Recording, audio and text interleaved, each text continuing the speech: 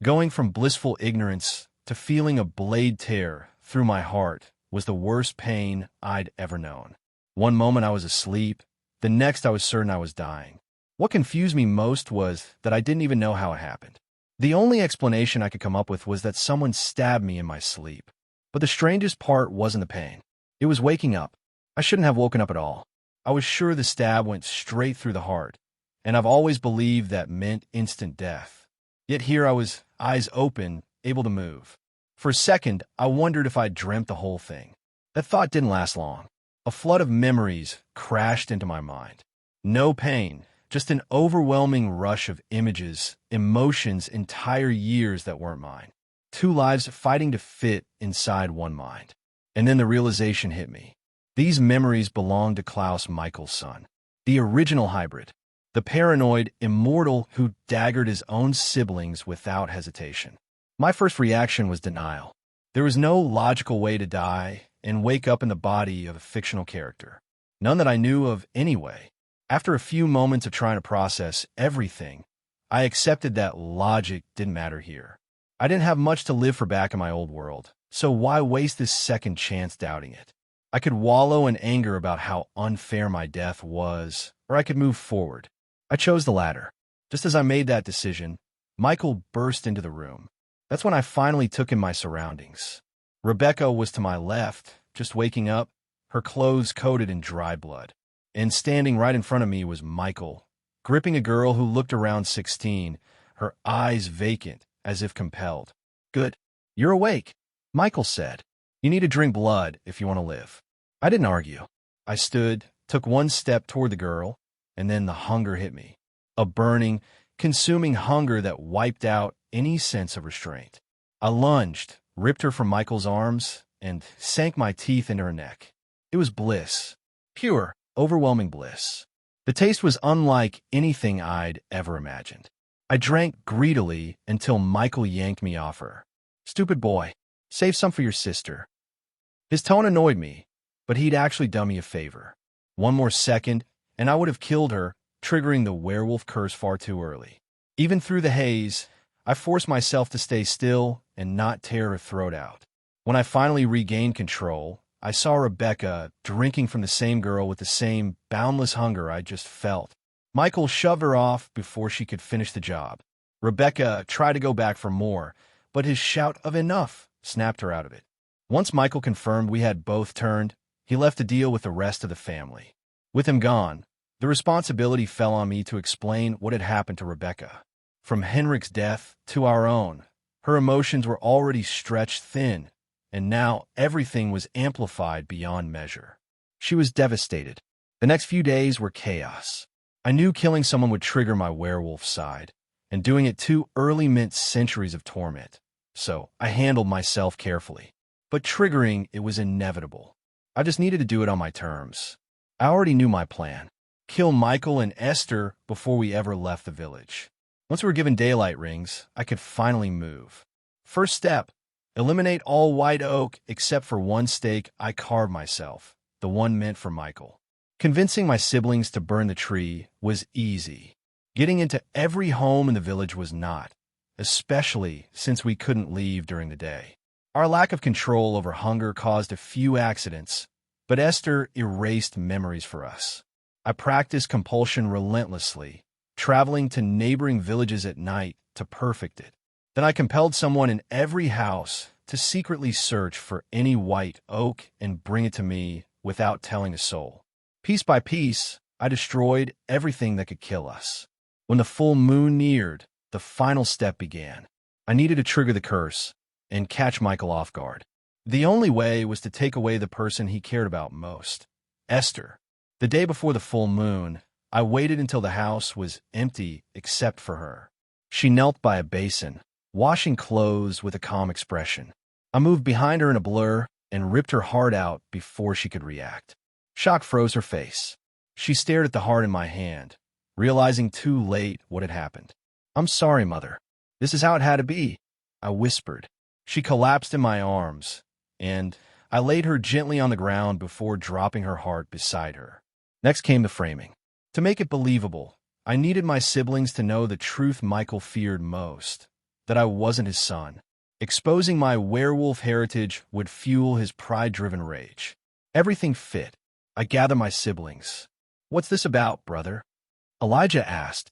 "This better be important, Nick." "I have things to do," Cole said. Finn scoffed. "Probably something idiotic." Their bickering was cut short as I raised my voice. "Mother is dead." Rebecca glared. "That's not funny, Nick. Let me finish." I told them everything. Michael discovering I wasn't his son. His rage. His attack. My escape. Finding Esther's body with her heart ripped out. They didn't believe me until I showed them her body. That broke them. Cole whispered, "How could he?" Rebecca collapsed into sobs. Finn cried openly. Elijah held himself together, but his eyes burned with fury. Once their anger settled on Michael, I pushed the final step. "I say we kill him." Silence. Then Elijah spoke. "Agreed." The rest followed. I showed them the white oak stake I'd carved, telling them I made it out of fear Michael would use one on me. No one questioned it. When Michael returned, we were waiting. "What is this?" he demanded. "How could you?" Rebecca shouted back. "Watch your tone, girl," he barked. Finn stepped forward. "We know you killed Mother." Michael reeled. "You accuse me of killing my wife." Elijah's voice was steady. "You learned she was unfaithful. You learned Niklaus wasn't your son. I revealed my wolf eyes, and that was enough." Michael's rage snapped. He lunged at me, but I moved first. Elijah and Finn grabbed him. Cole rushed forward and drove the white oak stake into Michael's heart. For the first time, Michael looked defeated. He stared at me, realization dawning that he'd been tricked. His body ignited, forcing my brothers to step back. "He's gone," Rebecca whispered. "Finally," I said. We watched in silence as he turned to ash. Despite everything, we gathered his remains to bury him alongside Esther. That night, grief swallowed the Mikaelsons whole. We lost everything in a single day: parents, humanity, and whatever innocence we once claimed. In that storm of emotion, we gave in to hunger and slaughtered the entire village. Blood dulled the pain, but it didn't erase it. Not even close. When my siblings and I finally came down from the blood frenzy, the truth hit us. We'd wiped out nearly everyone in the village. Humans, neighbors, even the werewolf pack that had once been my second family. Maybe one or two wolves got away to warn the others about what we'd become, but after everything that happened, none of us had the energy to care. A few days passed. The grief faded into boredom. Most of our time was spent testing our new bodies, playing around with heightened senses, and trying to understand what these powers could really do.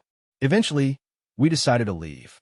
Elijah and Finn remembered pieces of their old life in Europe, so we set our sights on going back there. During those weeks on the road, I ran my own private experiments. I already knew the basics from the show: strength, speed, reflexes, amplified senses, healing that bordered on absurd. But I wanted to know how far the mind control went. From Klaus's memories, I knew compulsion could bend thoughts, erase memories, force actions, even enter dreams. I wanted more. I wanted range, precision, total control. Elijah was a big help. Out of all my siblings, he was the one I naturally bonded with. In the memories I inherited, he was always the steady brother, the one who stood with me through everything. It was easy to fall into that connection. My other relationships were different. Rebecca and I got along well enough, but she had a habit of refusing to admit when she was wrong. Spending more than an hour alone with her was enough to test my patience. Cole was better, mischievous, annoying at times, but capable of being serious when it mattered. You could trust him when it counted. Finn was the most difficult. His moral compass shot through the roof after we turned. To appease him, you'd need to be a saint, and being a vampire made that impossible. Still, after Esther's death, I could tell he felt alone. He wanted that sense of belonging again. Our journey south lasted months. We were looking for someone skilled enough to sail a boat to Europe, but the road wasn't peaceful. Witches had learned that the first vampires had been created. A few brave covens tried to challenge us. None succeeded. Their failures sent a clear message across the magical world. We were not to be tested. When we finally reached Europe, we arrived in France, Marseille, to be exact. We wandered for a while, enjoying the culture and sights. Then, one day while hunting, we stumbled upon a man who claimed he was meant to become the next vampire. Lucien. I already knew who he was. I knew what he would eventually create. A serum capable of killing an original vampire. Someone like that could either become a threat or a tool. My siblings debated killing him, but I stepped in. Let him live, I said. We can compel him to stay quiet. And if he's right, learning to live as nobles might be interesting. Rebecca smirked. See? Nick agrees with me. Elijah sighed, but eventually nodded. Fine, but make the compulsion unbreakable. Cole and Finn gave in after a moment. So we compelled Lucien, followed his directions, and soon found ourselves approaching a grand estate. Nobles passed us on their way out, bowing and greeting us politely. Everything went smoothly. With compulsion at our disposal, there was no fear of discovery. We were given rooms, servants catered to us, and we reveled in the shift from ordinary villagers to honored nobles. That's where I met the Count's children, Aurora and Tristan de Martel. Aurora was beautiful, undeniably so, but unstable, one breath away from spiraling into madness. I kept my distance. Tristan was polite, perfectly composed, but his mask was easy to read. Underneath, he was cruel. For a couple of years, we made France our base. We traveled when we wanted, explored freely without the shadow of Michael hunting us. Some of us would drift away for a while, but everyone always came back.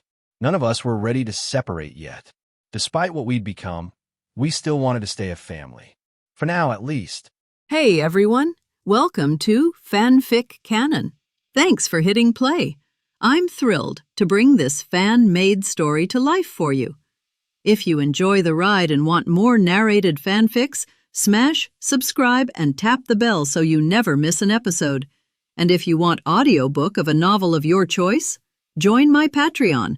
Request any title that's freely available online, and I'll produce a full narration just for you. Now, let's dive into today's adventure. Over the few years we spent in France, a couple important things happened. First of all, we realized how much we vampires were despised. Every single werewolf, witch, or other supernatural being we came across had somehow heard of us. Since the death of Esther, she is probably most likely on the other side, whispering into the ears of all magic users about how vampires were abominations and shouldn't be trusted. With Cole, loving magic, teaching some local witches about everything he knew. These witches grew to not totally hate us, and we actually had managed to build a good connection with them. For the protection of their bloodline, they will in turn work for us and come under the Mikaelson banner for thee as long as their line exists. Werewolves, on the other hand, were being tricky. After telling a local pack about my own werewolf nature, they seemed to be a lot more receptive to me, but my siblings, on the other hand, they disliked them heavily. Since word of us killing our neighbored werewolf pack got out, werewolves are now treating any original with distrust, and even some idiotic ones will try and kill us. But we did end up creating an alliance with the local wolves eventually, even if it was through the threat of violence. My hope is as the years pass us that the future generation of them will come to respect us and work with us out of loyalty, not fear. But since I didn't have anyone to teach how to be a wolf, I ended up spending time with one pack, them teaching me all things a wolf should know. I learned to embrace the wolf that was inside of me. I spent many days just in my wolf form. Getting used to all of my bones breaking was painful at first, but I stuck with it, switching between forms until it was painless and instant. I knew that making hybrids was possible, but I was not sure if I needed the blood of a doppelganger or since I wasn't cursed that my blood would be enough to turn a regular wolf into a hybrid. To test my theory, I headed east to find an interesting wolf pack to test my theory. I ended spending a few years finishing my experiment. It took so long because I took my time, wanted to make sure it was perfected. I ended up in Germany, which I had never visited in either of my lives. I spent the first month or so learning the language and mastering thanks to my vampiric enhanced mind. While I did that, I spent most of my time tracking and mapping all werewolf packs for future reference. When I had located and mapped all werewolf, I spent the time after that just observing the packs, deciding which one will be best suited for my needs. I finally decided on a pack. They were a group of 28. During the night, When all were gathered eating around a campfire, I dashed up in front of them. "Hi, guys," I said in a casual tone. They all jumped out of their seats, spotting me, and looked at me with caution. "Who are you, and what are you doing here?" said the alpha of the group. The alpha, whose name I eventually learned to be Conrad, stood up with the arrogance and pride of a lion, ready to fight by the looks of his posture. The rest of the pack, seeing their alpha intentions, also got ready to fight if they were needed. "Conrad, my friend, you and your pack have use to me," I said with arrogance dripping through my words. "So be good, and I might let a few of your pack live. You dare speak to me in such a tone after trespassing on our territory?" Conrad said, "I'm not in the mood for words at the moment. We will speak soon," I replied. After saying that in a burst of speed, I darted across to the alpha, stomping on his knee, breaking his right leg. While he tried to react, he stood no chance. The speed I could generate and the reflexes of a werewolf were worlds apart. After seeing me attack their leader, the rest of the pack predictably tried to swarm me and beat me into submission. After having some fun with the first few, practicing my artistic ability, being creative with my killing, I decided to just break the legs of all the rest, keeping them unable to move far. With all of them subdued or dead, I went about feeding my blood to the alive ones and then snapping their necks. After an hour or so of waiting, the first one who woke up was the alpha. When Conrad looked at me, he had fear and hate in his eyes. "Don't take it personally. If everything goes right, you will be better and stronger because of this," I spoke to him. While his fear didn't dissipate, hearing the words stronger and better seemed to have struck a desire inside of him. I had brought a few pots with me that stored some human blood. I had collected them before coming, so I wouldn't have to bring along some humans. I strode across to Conrad, who was still laid down. He was propped up on his arms. I grabbed his jaw, opening his mouth, pouring a decent amount of blood into his mouth, and waited for it to kick in. After a little struggle and a whole lot of pain on his side, it worked. His eyes flashed gold, and vampiric face showed up as well. After thoroughly inspecting him, I let him go after seeing everything I wanted to see.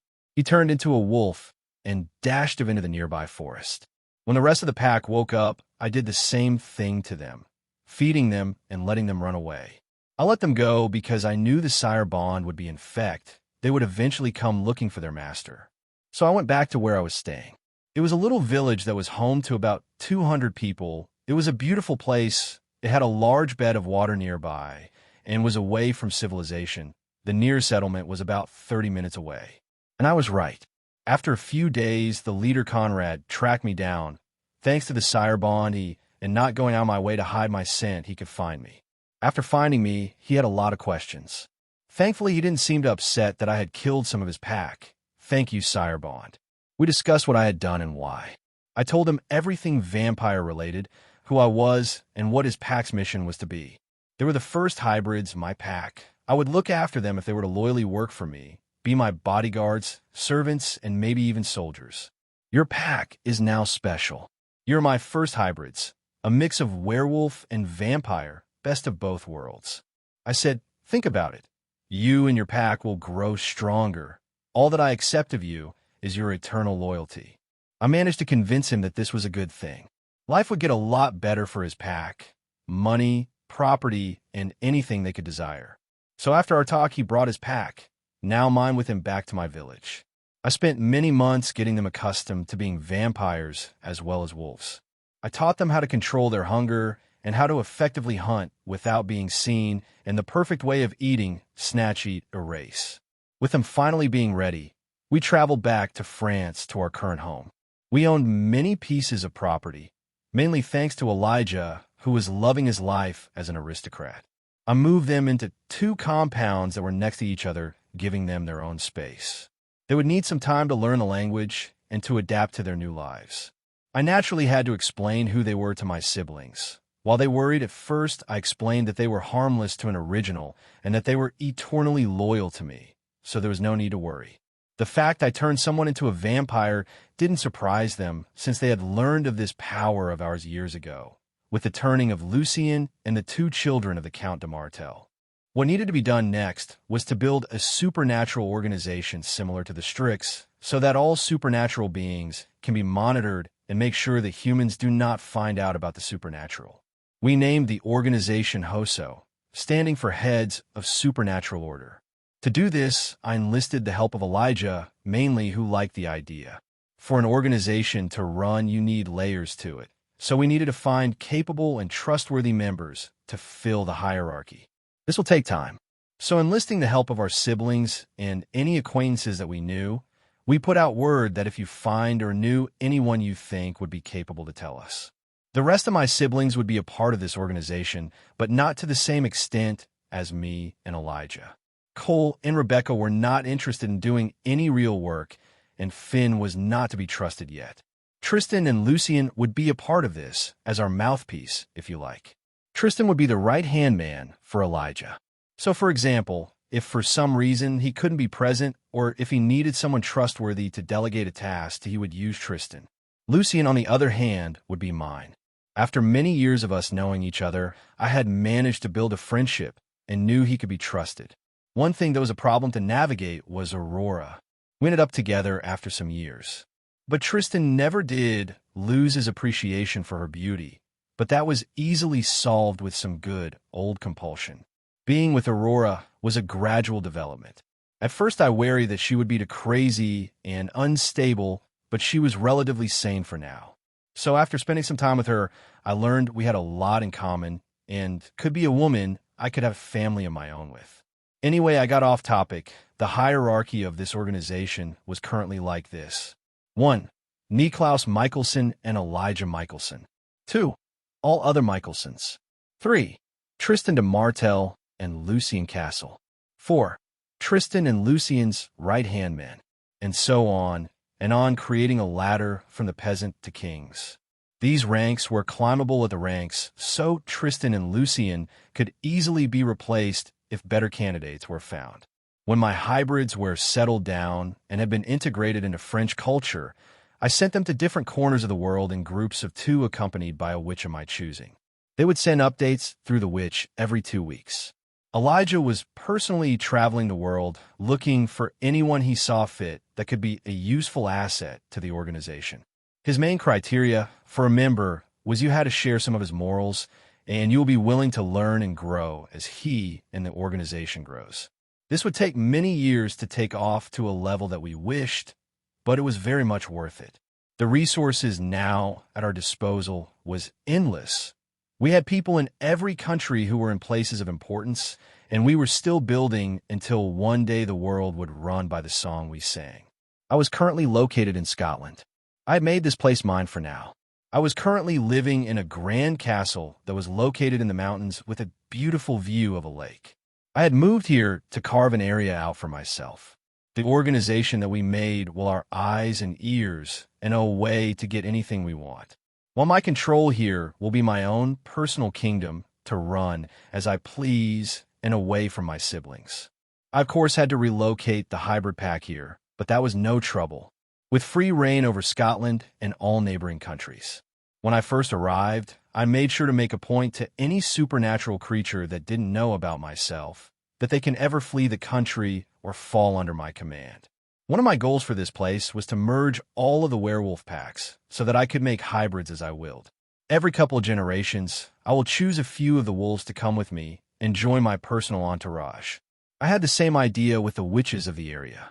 Group them together under the idea of knowledge and improving their magic, and I would have capable and resourceful witches under my command ready to follow any tasks I will have for them. So that's what I spent years of my life doing. I would spend time with Aurora, who would help me with my mission uniting all of the supernatural beings of Scotland. During this time, though, I never stopped training my powers. I would meditate for an hour every morning before doing intense work challenging my powers, trying to develop them. My mind had been strengthened thanks to my efforts, and it also passively improved as I aged. I had learned to enter minds from distance and can now read through someone's memories as I wished, not just being able to see surface thoughts. My control over dreams were now also flawless.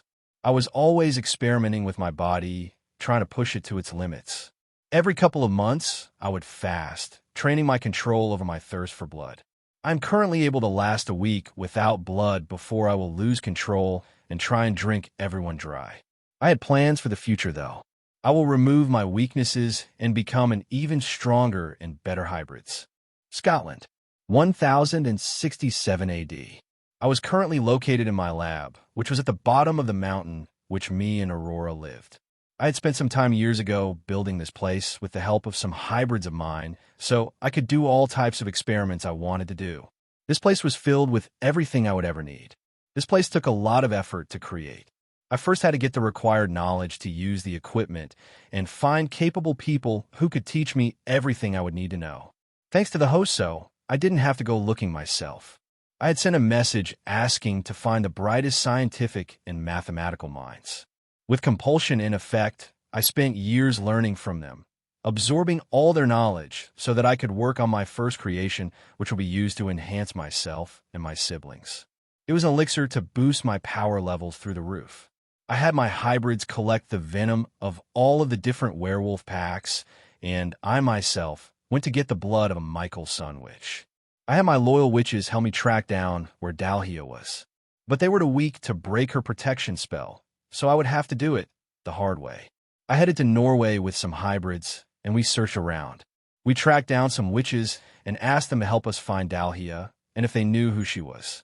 With realizing how much time it would take to search the whole of Norway on foot, I turned many random people into vampires and compelled them to follow my hybrid's order while I left back home waiting for news of the location. So a few years later, my hybrids messaged me telling me that they think they had found her. I quickly head back to Norway, but not before telling Finn about the situation and bringing him along. With myself and Finn in Norway, we headed to the location, bringing along some powerful witches to help if needed. Once at the location, we noticed that the place was protected with a magical barrier, keeping anyone from entering or leaving. So we spent days just breaking the barrier with the combination of the witches' powers, until it finally fell and we could enter. When we entered, we saw 2 coffins lay there. I approached one, and Finn approached the other. We opened them up and found Freya and Dalhia bodies asleep. Finn was ecstatic, finally reuniting with his big sister after all this time.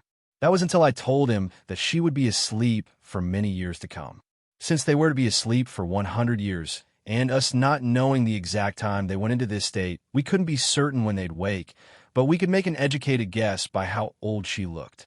So by our estimations, it wouldn't be at least another 35 years before she awoke. While this did lower his mood, knowing that his sister was alive, and seeing her in person was enough to keep us happy. I would take the bodies of Dalhia and Freya back to my space in Scotland so that I could keep an eye and do some experiments. Finn was unwilling to part with Freya, so we made a compromise that I will be taking it back, but he could live with me in Scotland until she awoke. Our time spent together did serve to make us closer and improve our strained relationship. Now back in Scotland, I showed Finn a few nice locations that he could live and left him to his own devices for now. With the blood of a Mikaelson, which secured, all that's left for the spell was white oak, and I had none, so I had to track it down. I got my loyalist of witches, the ones I know have my back and will not betray me, to track this down discreetly. When it was finally located, I collected every single piece and brought it back for safekeeping, storing it where only I knew, not even telling Aurora. With everything I need, all that's left was to test it. There is no way that I'm going to test it on myself. So I used baby vampires that I had created in Norway as my lab rats and got to work. I created a lesser serum with no werewolf venom, just one that will enhance you up onto baby original level with all the same powers. This serum took 3 years to perfect with all the other responsibilities I had going on. With that serum working, I added the venoms of every werewolf pack and prepared to turn into a superior version of myself. I was sure it would work, but I was still a little nervous, of course. Aurora and I had discussed many years ago what I was working on, but I don't think she realized that she was going to be the one to kill me. I had tried to drive the stake through my own heart, but I was unable. My fear of death was too strong, so I needed someone who I could trust to it for me. I can't kill you, Nick. I love you. Aurora told me. I know, I love you too, but if you love me, I need you to be strong and do this for me. I replied. After a few more minutes, she finally agreed on one condition.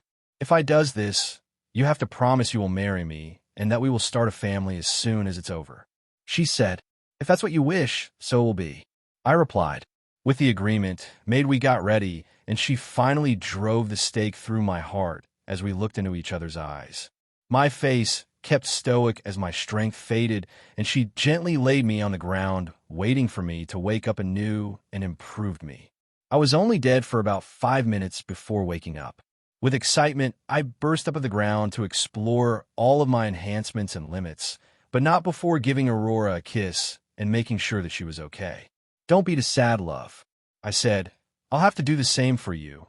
There is no way I'm going to let my soon-to-be wife walk around killable with some everyday wooden stake. This brought a small smile to her face. We ended up spending some time together before I told her I need to go down to my lab and record the data for the experiment. So now back by myself in my lab, I wrote down my findings and recorded all the data for future use so that I could see where it could be improved. I recorded an almost tripled increase in my psychical abilities. Mentally, I was so advanced. My mind was completely my own. I could control it with ironclad control and had even started to build a mind palace. My need for blood had decreased after the first few weeks. Since the experiment, my thirst for blood was seemingly endless, but not that I had moved past that stage. I could survive with no blood for at least a month. Another interesting thing was now my blood had different effects on people. Now, if I was to feed blood to any creature that wasn't at its physical peak, they would be pushed to their limit after 12 hours of it being in their system. I also found that my blood would inspire loyalty and create a connection sire bond, like with humans, witches, and werewolves. Vampires, on the other hand, we seemingly immune to this type of sire bond. I've tested the different venoms that I now possess. First with humans, then moving up the food chain. Humans will die in under a minute. Werewolves will be able to fight it off for around 5 minutes before succumbing, and witches will die in around 2 minutes. Vampires, on the other hand, have it the worst. They won't just die relatively quickly, but will spend hours in agony before finally succumbing to an agonizing death. When I had finished my experiments, it was time to gather my siblings and plan on a few things. We agreed when we first split to meet every 5 years, no matter what, in Marseille, France, where we first lived, but that was currently 2 years away. So what I did was send word to all of my siblings that weren't with me, Finn, telling them that we need to meet as soon as possible, and I had some important things that needed discussing. I received word back after a few hours thanks to us all having our own personal witches. They some needed time to finish what they were doing or just needed time to travel. We agreed to meet in a month's time in the usual place, Marseille. Elijah at the moment was still traveling place to place, not settling down for the long, 5 to 10 years at the most. He was currently playing king in what would be Spain. Rebecca liked to live a life of royalty, so it wasn't a surprise to find out she living in Spain with Elijah. She was still clinging to the idea of having children, but still hadn't just decided to raise an abandoned child she could find. Cole, on the other hand, was currently living in Asia. After spending many years chasing the next high, like a junkie, he had finally settled a little bit. The thing that made him focused was magic. He had been going from tribe to tribe learning and documenting all different types of magic. With the creation of Hoso, one of the goals was to document and map all magical tribes so that all magical knowledge could be safely stored and never to be destroyed. This was something Cole took to meeting different culture of magic and contributing himself to the development of magic. And next, Finn. He was currently living 5 minutes away from me. Since us finding Freya, he's been in a lot better mood and receptive to his family, realizing that he had spent many years just living with no purpose and with no real care of if he lives or dies. With the idea of seeing and being able to speak to Freya in 30 to 40 years, it's made him a lot more pleasant to be around. This month's wait for myself was spent in a serene peace. I was taking this month as a break after many years of hard work. I still train my powers, but that was because it was a part of my routine. But an interesting thing that happened was I got Finn to agree to train with me. I taught him how to better control his mental powers and ways to improve his physical capabilities. This also gave me the best sparring partner the supernatural community currently has to offer. For my past sparring sessions, I had been using a couple of hybrids, 3 in particular. I had made sure we're the best of the best. I had brought in the best martial arts teachers and had been giving them tips and insight on how to improve their powers. But that wasn't enough to push me physically. While I just wanted to be practice form and skill, they were useful, being able to push me in that area, but when we simulated fights, they were still too weak. Finn was probably the most physically strong original other than myself, thanks to actually be a grown man when he was turned, giving him the eternal gift of grown man strength. While he wasn't as strong as me, if I didn't go all out, use my werewolf strength, he could still give me a decent fight. We were currently outside in my own personal coliseum that was used as an area where all combat, magic training was held. It was located a few minutes away from my house. It was hidden from public eye with some strong, do-not-see spells. We had just got done sparring. We had blood all over ourselves. Thankfully, the arena wasn't damaged thanks to the spells that were woven into the creation of this place, keeping it free of harm. A good place you've got for yourself here, Niklaus. Finn said. Thanks, brother. You're always welcome to spar if you want. I desperately need good sparring partners. I replied, I'm not talking about that, brother. He said, I mean your relationship with our siblings, Aurora, all the land and power. Don't stress, brother. I said, they're all things that are attainable for us. You want a better relationship with our siblings. All that's needed is time and effort. I know that, but it's a lot harder than it sounds. Finn replied, It's really not, brother. You're just thinking of the negatives. I said, just don't overthink it. When we see them in Marseille, just apologize to each of them.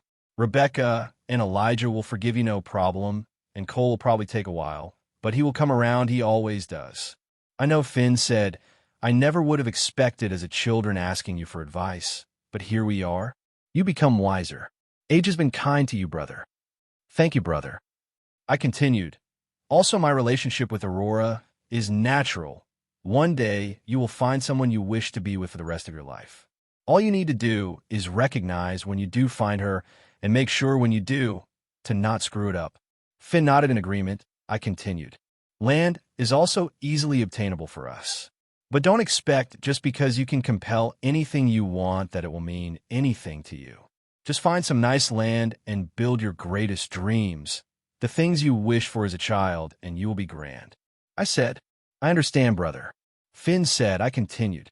Power both physically and socially is an illusion you must stay wise to.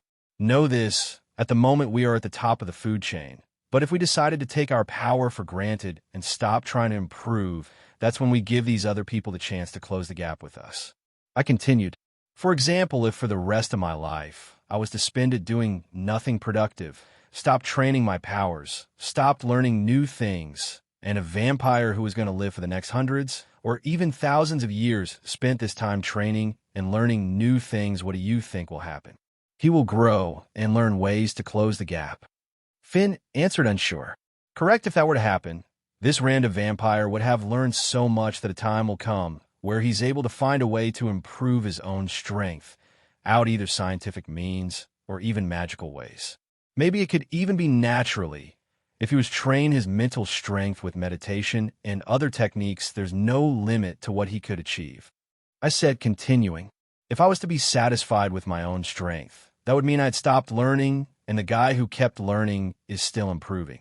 So if even our strength right now is world apart over the years that we live, he will eventually reach me and could climb even higher. So you must keep in mind, Finn, that never be satisfied with the level you're currently at, because there will always be another level to reach. And if you do get satisfied, there is another man out there who hasn't stopped leveling and will never stop. I understand, brother. I appreciate you telling me this. I will keep your words in mind and will keep leveling up. Finn said with a serious tone. I didn't mean to get so deep. I said, seeing his face. No, it was good I needed to hear this. If we want to be happy and keep everything we've got, we need to work hard to make sure we don't get complacent and lose it. Finn said, I'm glad you understand. I replied. We walked to the edge of a nearby cliff, jumping into the freezing cold water to wash of all the blood. When we were clean, we got dressed and started walking. I'm sorry. I know I've been a bad brother to you and the rest of our siblings, but I'm willing to make it up to you all. Finn said, I understand, brother. I've already forgiven you. You and the rest of our siblings will always be welcome here at my home. I replied, I appreciate that, Niklaus. Finn responded. Anyway, we need blood. Let's go hunting. I said, you know that I dislike killing humans, brother. Finn replied, you don't need to kill the hunt if you don't want to. I said, just drink your fill, then erase the memories, and it will be like it never happened. Fine, but you're going to need to teach me. I've never hunted humans. Finn said, don't worry about that, brother. If I can't teach you how to hunt fresh food, you'll never be able to learn. I joked. So as I taught him how to properly hunt, and also enjoy it, our brotherhood grew from the strained relationship of the past to a genuine brotherhood, which to the likes of mine and Elijah's. After a good month, the time had come for the Mikaelsons to meet. I brought along with myself and Finn, Aurora of course, 2 witches, my 3 hybrids that I kept at my place. These 3 hybrids were my personal hybrids that I kept close at all times. These 3 were the best of the best. They have been relentlessly trained for any situation that may arise and will be in time be enhanced. As I continue to grow, I will need capable people around me to also grow alongside me. The rest of my hybrids were located in different areas of Scotland, running different sectors for me, reporting everything monthly, or if something important needs my attention urgently, they have permission to contact me immediately. The 2 witches were 2 females, aged 23 and 25 respectively. They were the brightest witches of their generation. Aurora was a possessive woman, so she was responsible for the 2 witches while I dealt with my hybrids, who were all low maintenance.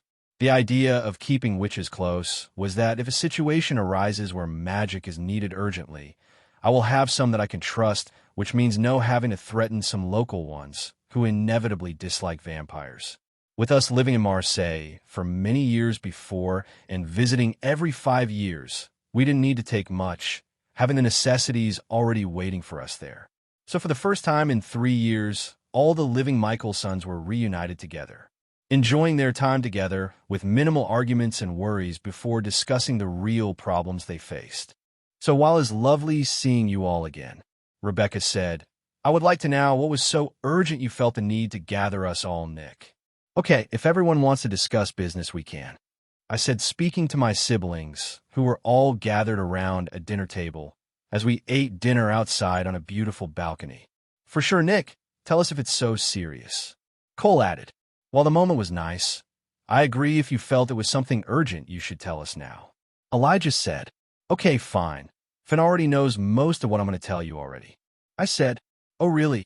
Cole replied, since when were you and Finn so close? Cole shushed for a second. I said, getting annoyed that he butt in when I was speaking. Elijah and Rebecca looked curious, seemingly about to ask more questions until I told Cole to be quiet. Cole did end quieting down, so I continued speaking. Thank you.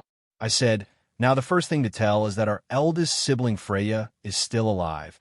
Our mother had given her to our evil Aunt Dalhia, who had been keeping her trapped feeding on her magic. Seriously, and she's still alive after all this time? Cole asked. Yes, they are both alive, asleep in a coma-like state, and from my knowledge will not be waking for at least another 30 years. I replied, where are they now? Elijah asked, I've placed them in a secure location. If either were to awake early, I would know straight away.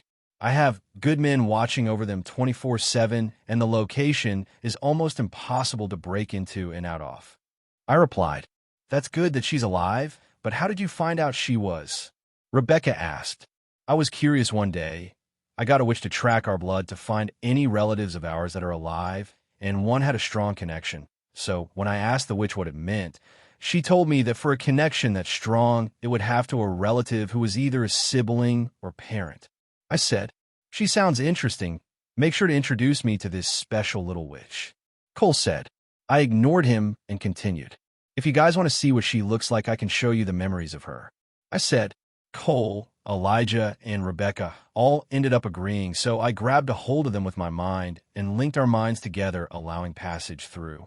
As we all were present, including Finn, we watched as I played my memories in front of us like we were all there in person. They saw as I tracked down Dalhia and Freya, and as I learned where she was. Of course, some things were avoided. When we had finished, they all sat down, composing themselves. That was a trip.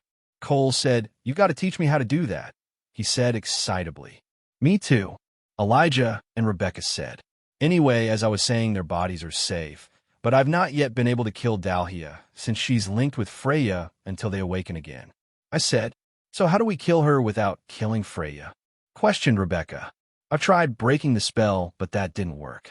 My witches did tell me that the link will wear off after some time, presumably when they awaken. I replied, so we find out the exact time they will awaken, and when they do, we will be there, ready to kill her. Cole said, acting like it was that simple. How strong is she, and what are her powers? Elijah asked. Dalhia is fairly strong. What she's doing is, by sleeping for so long, is charging her magical battery up to the extreme, so when awakens her magic will be so strong that she will gain a pseudo-immortality for a year, before sleeping again to continue the process. I said, so how do we kill her? Finn asked. We need 3 ingredients: the ashes of her oppressor, a Viking, earth from her homeland, and the blood from the witch she loves most. I replied, the first 2 can easily be acquired. Said Elijah, the last one, who is the witch she loved most? You're correct, the first 2 I've already got, but the last one is the most tricky. I replied, what Eve been made to believe is the witch she loved most was our mother, Esther. And that's impossible, replied Cole. There's still other ways that she can defeat it, so don't worry, brother. I said, what ways? Finn asked. The best ideas I'd come up with were, if we locked ourselves in an area with her, and we all just kept attacking, I'm positive that we could eventually be able to drain her enough that she starts to lose her magic and strength. Another way could trap her, but the one that will probably work best if true is a little project I've been working on to enhance our strengths and eliminate our weaknesses. I said, a serum, what's its effects? Elijah asked. I have created one for myself, first to make sure it was possible and actually realistic. I said, and the results were fantastic. My whole repertoire of abilities were strengthened at least by 3, and the rate that they passively grow increased as well. The only weaknesses I have now are vervain and wolfsbane, but I have ingesting them for years now to build immunity, and sunlight was never an issue for me anyway. So the white oak can't kill you? Cole asked. Yep. The only way I currently see myself being killable is if someone has ridiculous magic. I replied, this is all good you telling us this, but they can't be easy to make, and how do you know it will even be able to kill Dalhia? Elijah asked. The rest agreed, so I told them. You have to understand that the only reason she's immortal is because of her being juiced up on magic. If we were able to create a venom capable of poisoning magic, draining it, when the poison starts to take effect, she will turn back into a normal, which can be killed by traditional means. You would need some serious venom for that. Elijah said, I've been gathering the venoms of all werewolf bloodlines and even collected the venom of a hydra a couple of years ago. I replied, with these ingredients, I have created the meanest venom imaginable. Okay, and how do we go about enhancing ourselves with the serum? Rebecca said, do we just ingest it? Not quite. You'll need to be killed with a white oak stake. I said, and you have some? Cole asked. A few years ago, when I went about creating the spell, I had to track some down, yes. I replied, other ingredients you need? Elijah asked, just the blood of a Mikaelson, but finding Freya made this easily accessible. I answered, to spice the spell up and extra value to the serum, I will add some extra ingredients to give you a unique and different serum. They won't just all be the same one. For example, for myself, I give myself the venoms of all werewolves and recently started adding lots of different venoms to it. After finalizing the details, Elijah asked, anything else anybody wants to discuss? Nobody had anything else left to say after discussing for many hours about the other side, Freya and Dalhia, and also the Brotherhood of the Five who had recently started causing trouble.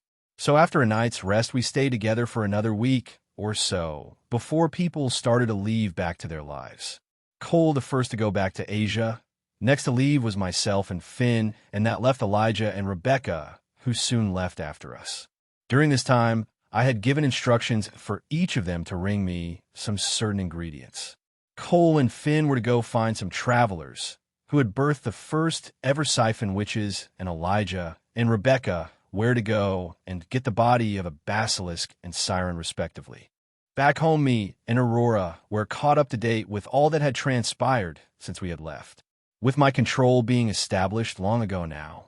The communities of supernatural beings living in the country have learned that what I says goes, and if they were to step out of line and try to ruin everything that we had built, then they will treat it as such as deserving of traitors. That's not to say they didn't have freedom, but rules and order must be maintained at all times. To enforce these rules, I had set up a system. So in every city or main settlement, there was one leader, usually a hybrid, or some rare occasion a vampire. The thinking behind that is consistency. If I want these leaders to be respected and have real impact in their communities, not just the fear factor, they need to be recognizable and be given time to build connections, which means someone who can live forever is perfect for the job. Now in their areas they controlled, they needed underlings of their own to delegate certain tasks to, but I had personally made sure veto them. I had occasionally checking their minds for any snippet of disloyalty. Aurora will mainly spend her time helping me with tasks, or will spend it when I'm unavailable with her brother or her friends, meaning Rebecca or some female vampire she had met. Recently, she's been pestering me about when we were to be wedded. Even though we lived like a married couple, we had even called each other my wife or my husband by accident sometimes. She's still so determined to get on with it already. Aurora had recently also been bringing up how we were going to have children. The current theories are as follows: adoption and use some weird magic to make it biological, and one that when I had brought up she flipped, me impregnating another woman to then raise with her, or lastly the most unlikely one, thanks to the technology needed for it, cloning our DNA to grow our own child. But the only real option at the moment was the first one.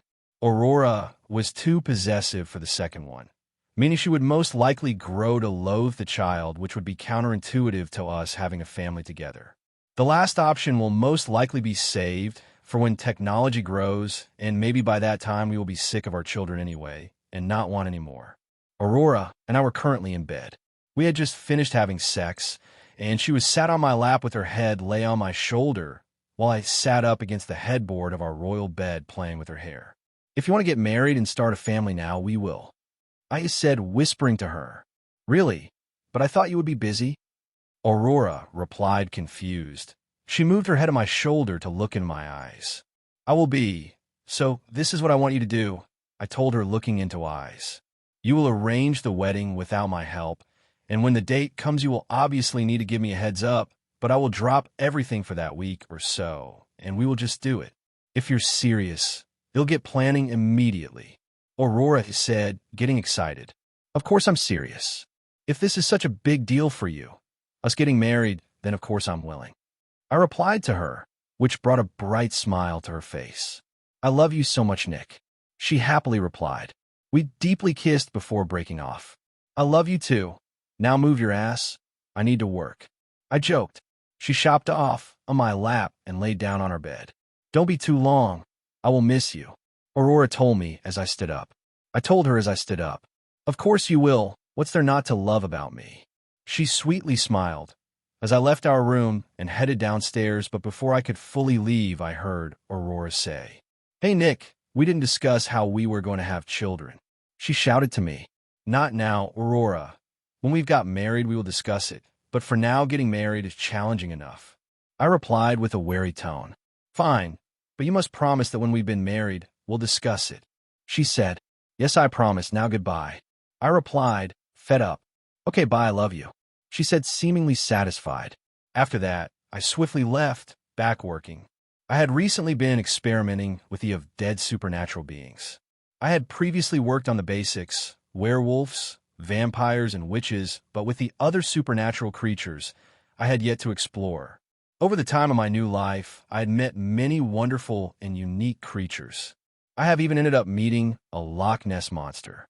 I came to learn of its existence through tales that were being told by locals, which in turn led back to my followers, who in turn told me. Me and this Loch Ness monster, who was named Fergus and had met when I had gone searching for the being. At first I watched as he tried to attack me, but after him swinging and missing for a while, he eventually stopped. I entered his mind and we talked, coming to an agreement.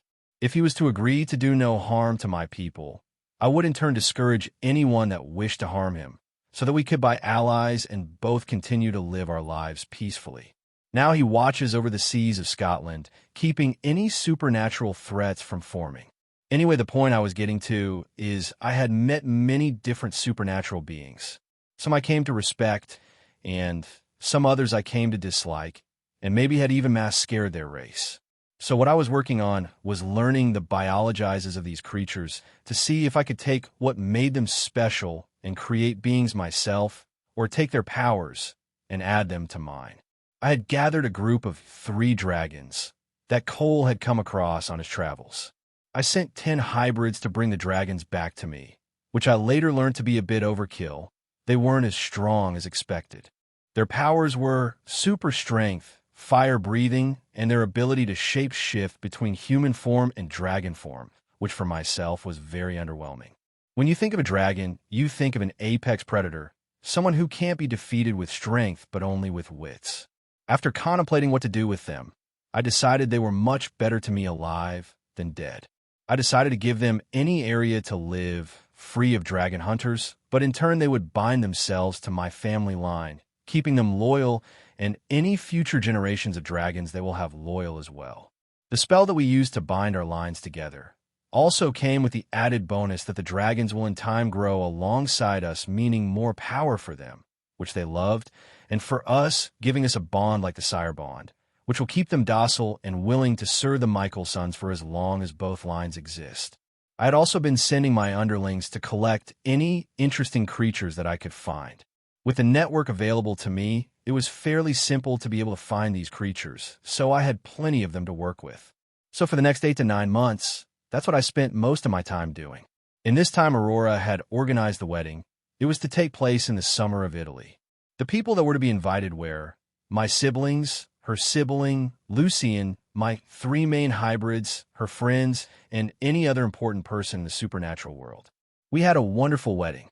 I didn't have anything important to do that week, and Aurora had made sure to have a date set when she knew everyone important to us was going to be free so that it could be perfect. We spent 2 weeks in Italy before we came back home and discussed children, eventually agreeing to adopt one with magical means to turn their DNA into my own and her own. The plan was to raise 1 child now, and if we wanted more, to raise them later on. 1100 AD. For the past couple of decades, the Mikaelsons had spent it together. The reasoning for this was we was all turning 100 years old. This included Finn, Elijah, myself, Cole, Rebecca, and even my wife, Aurora. We had also had our first child, a girl named Siger, meaning victory in my native language, Old Norse.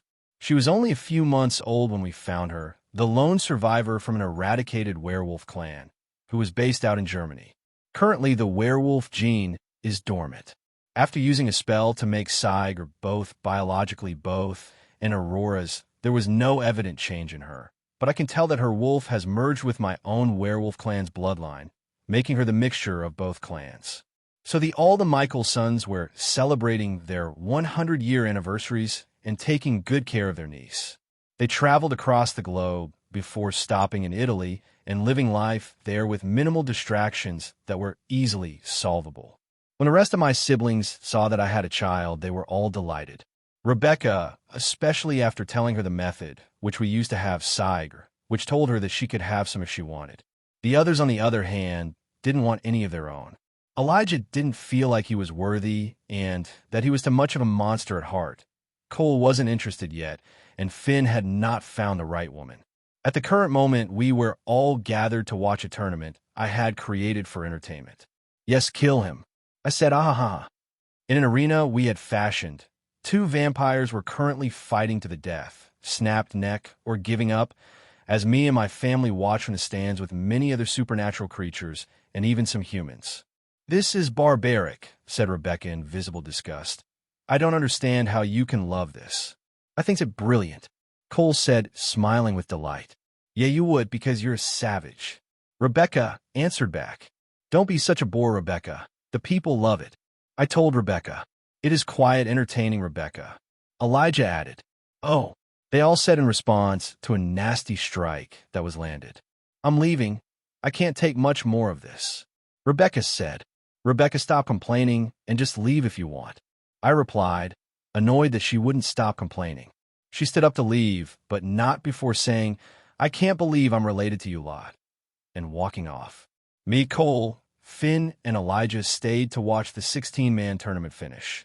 The winning ended up being a vampire from Africa named Kolo. At the end of the fights, we got to talking discussing what he wanted for his price. Before discussing that, though, we discussed life. We talked about his passion for martial arts and how he had traveled all over the world since leaving Africa to learn different martial arts. But as we got to the prize, I could sense what he wanted to ask was something big for himself. Curious to what I asked him, "What is it you want?" He ended up telling me about a group of vampire that had invaded his tribe and had compelled them to basically be their blood slaves. He went into more detail, saying that they had even turned him after draining his sister dry in front of his eyes as a cruel means to punish him for rebelling. He wanted my help to free his tribe and kill the scum. After hearing this, I was 100% down to help him with his revenge. So I told Aurora about my new friend's situation, and we set travel to Africa, also with Saigra after deciding that she needed to experience the cruelty of life. As we arrived at Kolo's tribe, we saw as the vampires lazed around with seemingly no care in the world. This served to Kolo, making him nearly lose his composure and burst in and attack recklessly.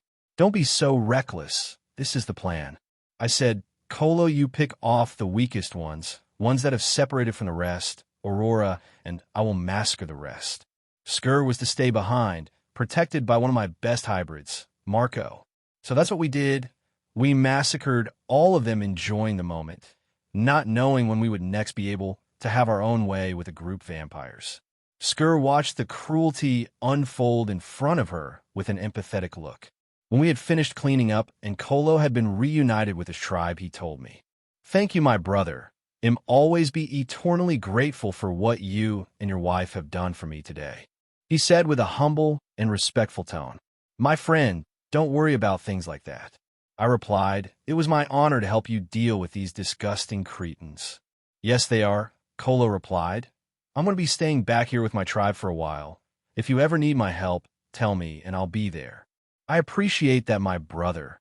If you need to see me, head to Scotland and we will get in contact," I told him. We stayed in Africa for another day before leaving back to Italy after having an interesting couple of weeks and meeting a new friend. On our way back, me and Aurora discussed with Skur about her werewolf gene and how it was activated, and that if she wanted it could be activated at any time. Skur agreed to activate it after seeing the cruelty of death, knowing that if she wanted to survive in this world, she would need every piece of power she could collect, even if that meant stepping over the person in front of you. We easily found a human that was a scumbag, theft, murder, you name it. This man had probably done it. After making sure no one would miss him, compulsion, we left him as Saigar. "Please, please don't kill me. I am sorry. Whatever I did, I am so sorry," the ugly man cried. "I know who you are," Saigar said with a calmness to her voice, walking across to the tied-up man. "I know what you have done, but even that pales in comparison to what I've seen and heard. Then why are you doing this to me?" He screamed in anguish. "This is not about you," she said with frustration. "Nothing will ever be about you again. You are a nobody. But you will be my first step to power, so that is which something you can find peace in." Saigar, with dagger in hand, plunged the blade through the disgusting man's heart as he struggled to the bitter end, unable to accept his reality. As she killed the man, the only thing she felt was elation at the notion that power was beckoning her. Her eyes flashed golden, but she also started to turn even when the full moon was days away. Klaus, sensing the change in his daughter, burst into the room to see what was going on. When he saw what was happening, he theorized that she must have been granted this gift when the spell to turn her into his legitimate child was done. With there being no way for the pain to stop for Saigar, Klaus, like a good father, guided her through the process. "Breath, just breathe and let it happen," he said calmly to his daughter. "But this wasn't supposed to happen," Saigar said. "It's not a full moon." "I know, Saigar. You're special," replied Klaus. "Don't fight it. I promise when you embrace it, it will be a lot easier." "HH," screamed Saigar. She was now nearly fully turned. "That's it," said Klaus, encouraging his daughter. As she turned into a wolf, Klaus had quickly told Aurora through their mental connection what was happening and to also open the door to the outside so that Klaus could lead her into a forest away from civilizations. With the message received, and Siger fully turned. Klaus turned himself into a wolf in an instant and growled at his daughter to make her wolf submit to the stronger wolf, like an alpha would control his pack. Klaus led her outside into the nearby forest and taught her how to be a wolf. After Siger running wild for a while, when she finally calmed down, he taught her how to hunt as a wolf and also how to stay in control of your inner wolf and to not let it control your actions. They stayed like this for many hours, until Siger had lost all of her strength, leading her to be turned back into human form asleep. Klaus, finding his daughter asleep, knew it was time to turn back, so that's what he did. With Aurora following their trail, he knew that she must have brought spare clothes with her. So he made his way to his beautiful wife, giving her a delightful image of his own, and he changed into the clothes, and they made their way over to Siger to take her back home. On their way back, Aurora, as expected, asked some questions about what had transpired. Siger turning into a werewolf with no full moon. So I told her my theory, which she had already come to herself, that it was because of the spell. When Siger had awoken up from a long night's rest, after consulting a few witches, we learned that she had the ability to freely switch between human and wolf form, like myself. But she could also in time learn the ability to create many unique types of wolf forms, like partial wolf and many others. Siger was delighted when she learned the news, asking for lessons on how to be a werewolf from her father Klaus. Klaus ended up started teaching her every morning. He taught her the likes of how to make shifting painless, how to best control your venoms, how to turn as quickly as possible, and many other important lessons that were needed. Klaus and his daughter, Siger, were currently in the woods and had just finished sparring. "Father, why am I still unable to defeat you?" Siger defeatedly questioned her father, Klaus. "Why can't you defeat me?" Klaus said, amused at her question. "Darling, if you could best me, one-on-one, I don't think I would ever be able to show my face again without dying of embarrassment." "That's not funny," Siger dejectedly exclaimed. "If I'm still unable to defeat you with my new powers, how will I ever?" "Siger," her father shouted, his voice softened, and he continued, "Stop worrying about something so meaningless. If you stopped worrying, you would see how far you've come." "It's not far enough," she said sorrowfully. "What's got you so worried you feel the need to be stronger than me?" Klaus questioned his daughter, "Seeing how you and Mother dealt with all those vampires." Siger answered, continuing by saying, "If I want to avoid something like that ever happening to me, I need to have the strength to deal with all possible scenarios."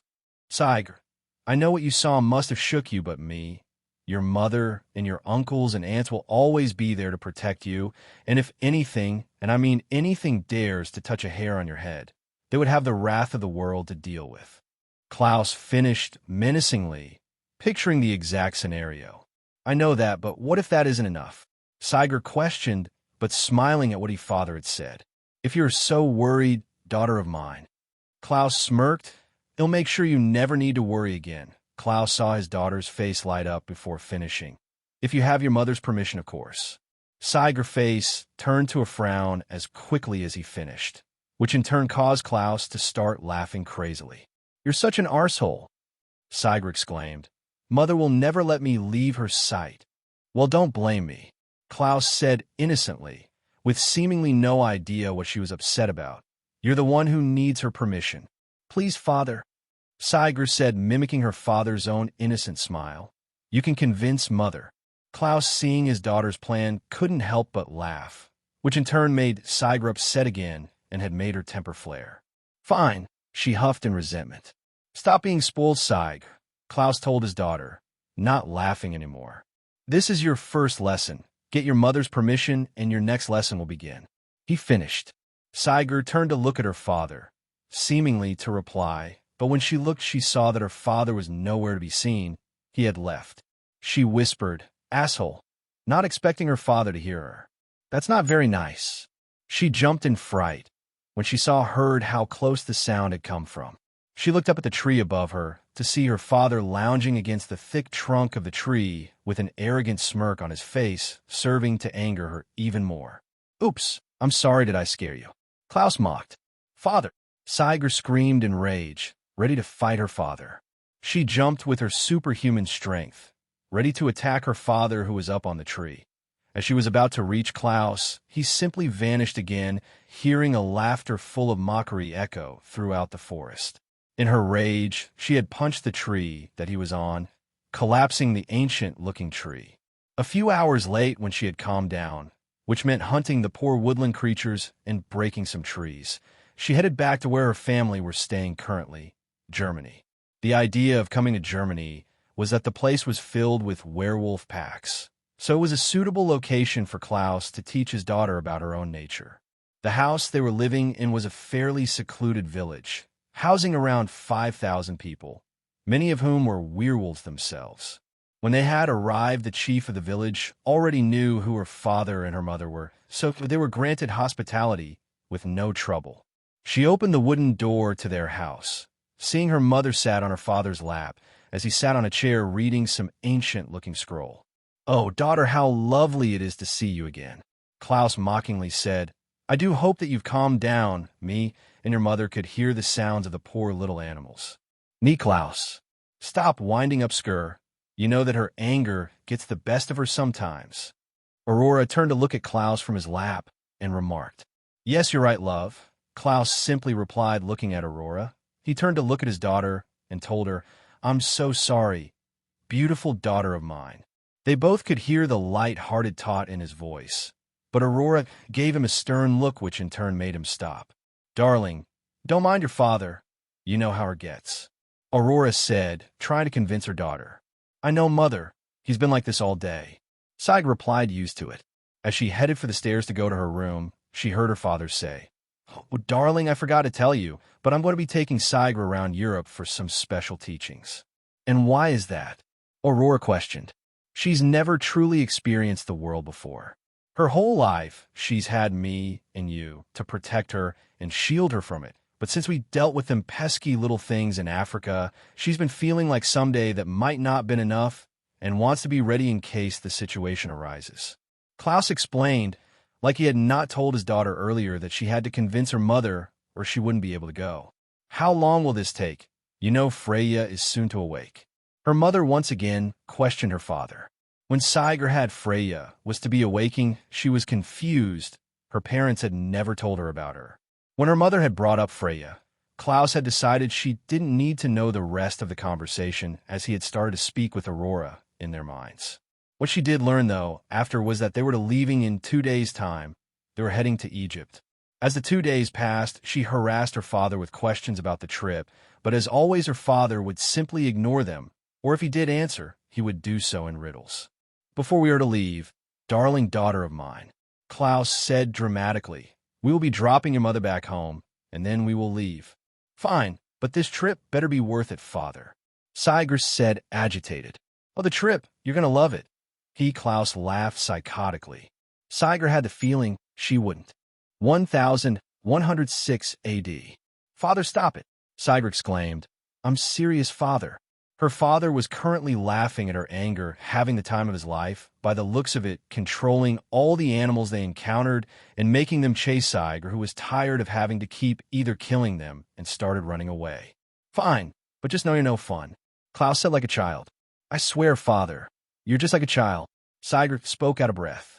They were currently in Italy, after being all other the world for the past 5 years, doing all sorts of things like fighting in battles, meeting all sorts of different supernatural and natural creatures alike, finding magical teachers for Siger, and also Klaus was challenging his daughter by putting her in difficult situations and seeing how she reacted. In one of these challenges, Klaus had blocked the memories of himself and their family and had let her go on her own for a couple of weeks before attacking her, as if he was going for the kill. As you can probably guess, when he returned the memories to her, she was not happy that he had been inside her head. Another challenge was having her powers blocked and going in a battle with no superhuman advantage to teach her how to fight with skill and not just brute strength. It goes without saying, though, if anything were to ever happen inside the battle, Klaus would have been there to either heal her if the other warrior was not going for ever the heart of the head. But if they were to go for either of the places, Klaus would have stepped in with devastating swiftness. Saying that there was no for him to step in, She had been trained since she was a child, so after an adjustment period, she was fine by herself. After a year or two of war, Klaus had taken them to a Buddhist temple in China to teach his daughter about mediation and how to connect better with her mind/wolf. Sigrid at first was confused on why he was taking her to learn about this kind of stuff, but she got on with it, knowing her father wouldn't lead her too far astray. For the first few days, and even weeks, she was very impatient, so little progress was made, but after getting her temper better under control, she made progress and saw the benefit of the exercise. They stayed in China for around 6 months learning from different Buddhists. She had not yet mastered the art when they left, but Klaus had been practicing for many years, so he would still be able to teach her on the subject. The progress she had made so far was being able to enter her mindscape, which let her control her emotions better, improved her memory, and also let her connect with her wolf better, giving her even better control. The next 2 to 3 years, they went hunting for all different types of creatures that were being nuisances, giving Sigrid experience, and Klaus the joy of killing and defeating his foes. When word got out that a vampire and werewolf were hunting supernatural creatures together, they all started to hide and be on their best behavior if they were to be spotted. This in turn led to Klaus and Sigrid joining a supernatural hunting organization who specialized in wars and destruction, chaos. While a part of the organization, they were both incognito, acting as if they were just both powerful creatures who loved mayhem. The group would give them tasks like assassination, exterminations, theft, and they were quick to get the good ones after Klaus had implanted into the leaders' minds to do so. With all the experience gained and lessons learned, Sigrid was someone who wasn't so naive and saw the world for what it was, a disaster. During the time in chaos, they met the leader of the group, Lucien. "Haha, Lucien, my friend, it's good to see you." Klaus greeted him warmly, but it didn't reach his eyes. "Klaus, what a surprise. I never thought I would see you here," Lucien nervously said, but trying to act normal. "Oh, friend, I would surprise you," Klaus excitedly said. "When I learned you had created this organization, I had to check it out for myself. A wonderful thing you've created." "Thank you, but you know what's mine is also yours, my sire." Lucien flattered. "Yes, you are correct," Klaus arrogantly replied. "Oh, how rude of me. This is my wonderful daughter, Sigrid." Klaus introduced his daughter, who was stood behind him. Lucien, not daring to anger Klaus, gave a respectful nod and simply said, "Nice to meet you, Sigrid. I've heard wonderful things." "Oh, really?" Sigrid curiously questioned. "Like what?" Lucien, who was quick-witted, simply replied, "Oh, just how beautiful you are."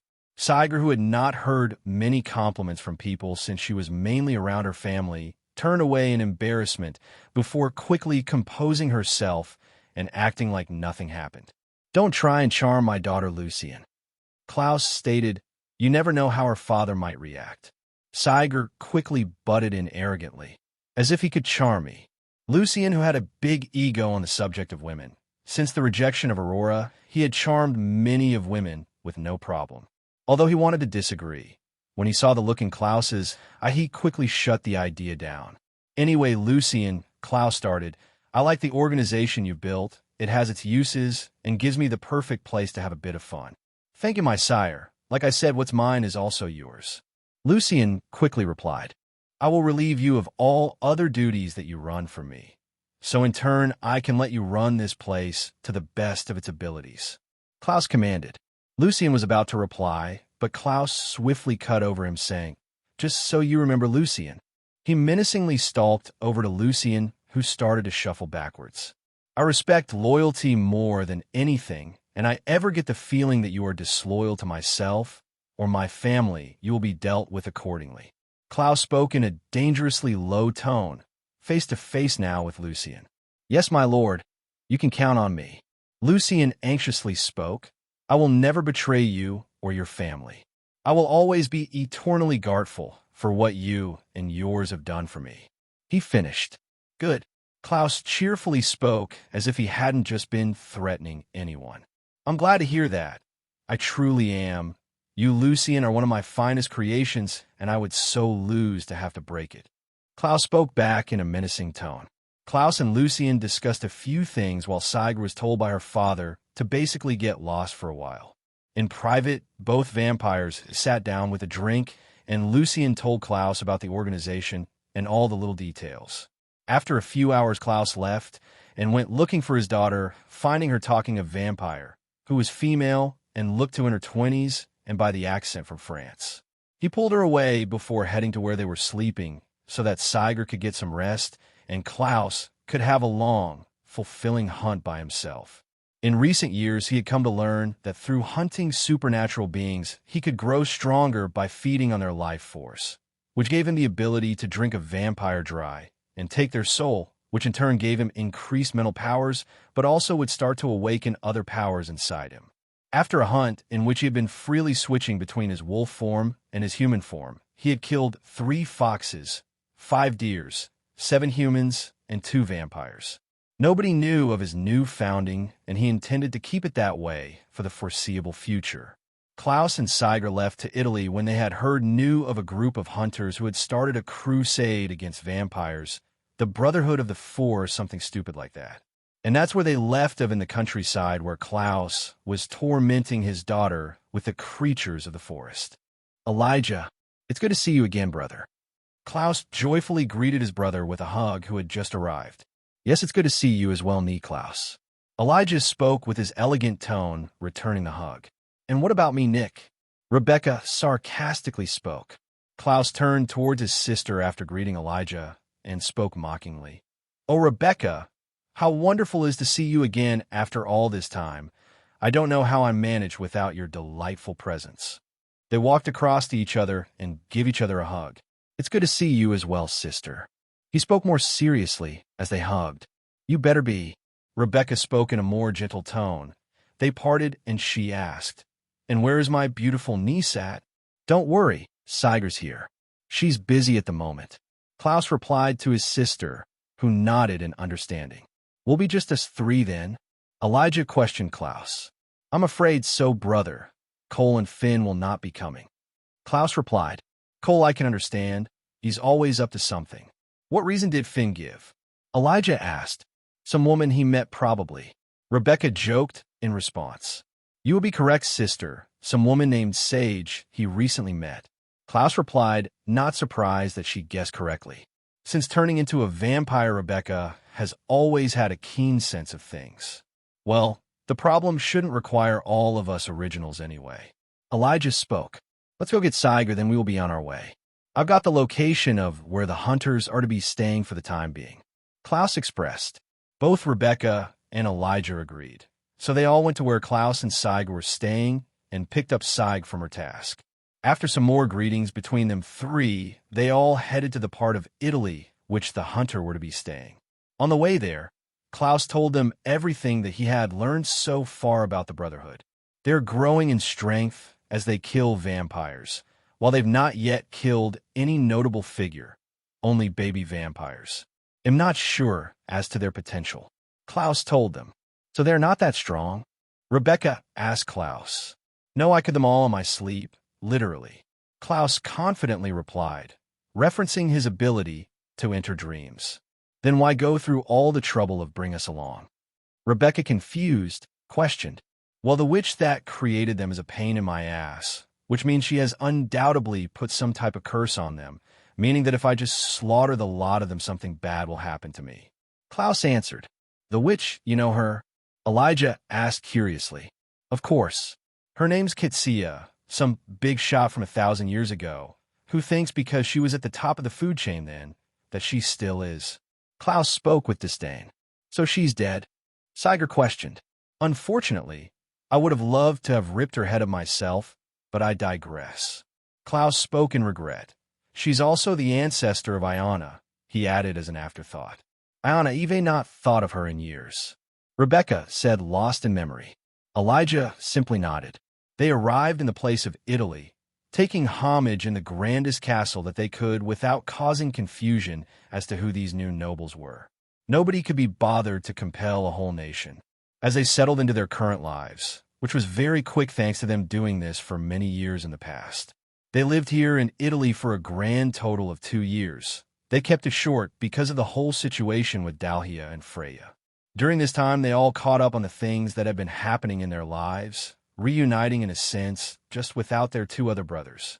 For the past year since they met up to first discuss the threat of Dalhia and the finding of Freya, Klaus had finished the serums to upgrade his siblings and anyone he so wished. Throughout the years, when he had finished the serum set for his siblings and wife, he had administered them as soon as possible. Klaus had also decided that he would never upgrade someone further than being unkillable through any means but magic.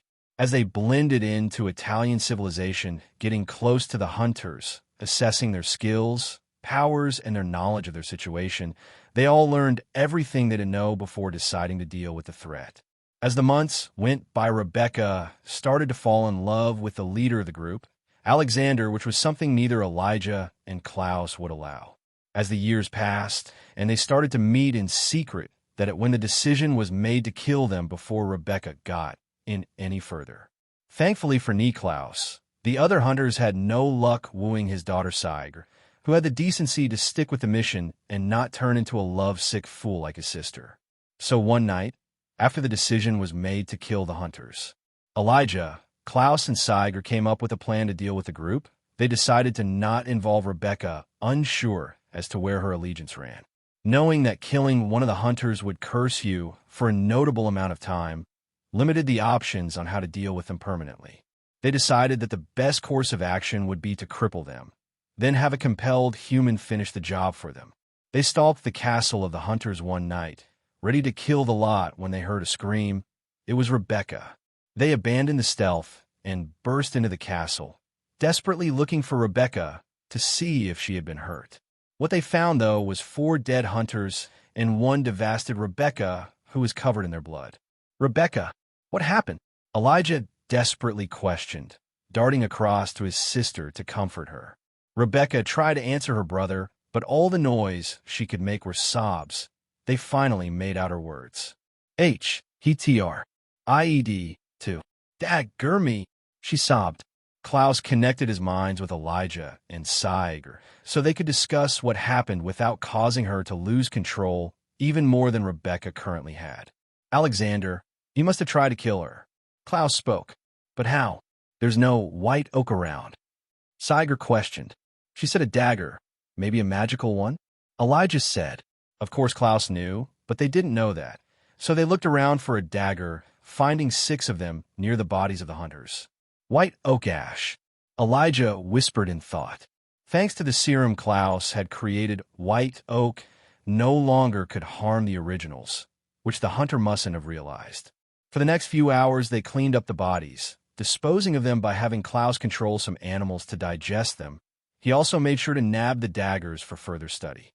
Elijah and Sigur comforted Rebecca mainly, keeping a close eye for any sign of the curse. After the bodies were disposed, they left as quickly as possible, abandoning their life in Italy to go and free Rebecca from her curse, going to Klaus's manor in Scotland, where a solution will be found. With Klaus, Elijah, Rebecca, and Sigur all back in Scotland after a week's worth of traveling from Italy. All but Rebecca needed a few days of rest after spending the time, making sure Rebecca did nothing rash or suicidal. The curse had taken a hold rapidly, making her lash out at things in her imagination. Klaus and Elijah mainly bearing the brunt of her madness, repeatedly having to snap her neck to keep her sated until they could find a better solution. Once they arrived at Klaus's manor, being greeted by Aurora, they quickly explained what had happened and getting Rebecca to a place that she wouldn't be able to cause any more trouble. "She's been cursed," Klaus told Aurora, sighing heavily. "Cursed? Somebody managed to curse an original?" Aurora asked, confused. "It's that bleeding witch," he said, getting riled up. Aurora quickly calmed her husband down by saying, "Calm down, Nick.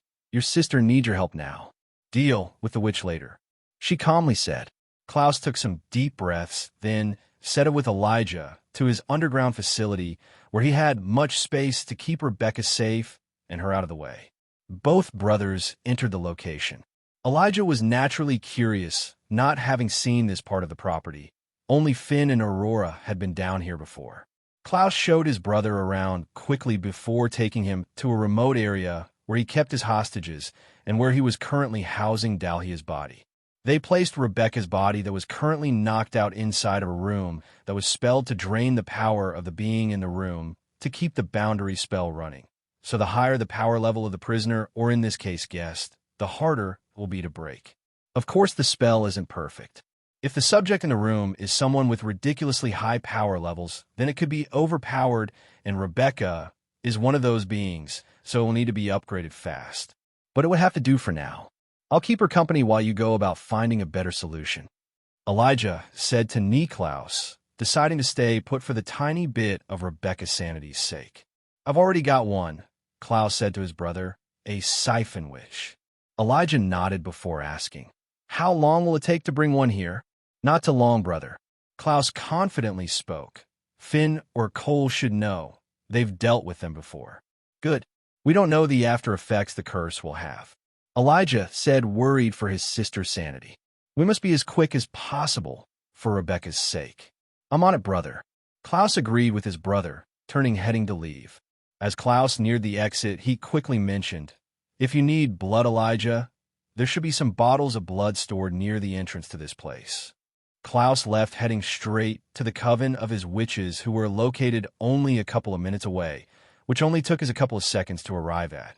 As he neared the manor, he went to knock on the door, but a light-skinned woman, aged around 40, opened the door with a neutral face and spoke.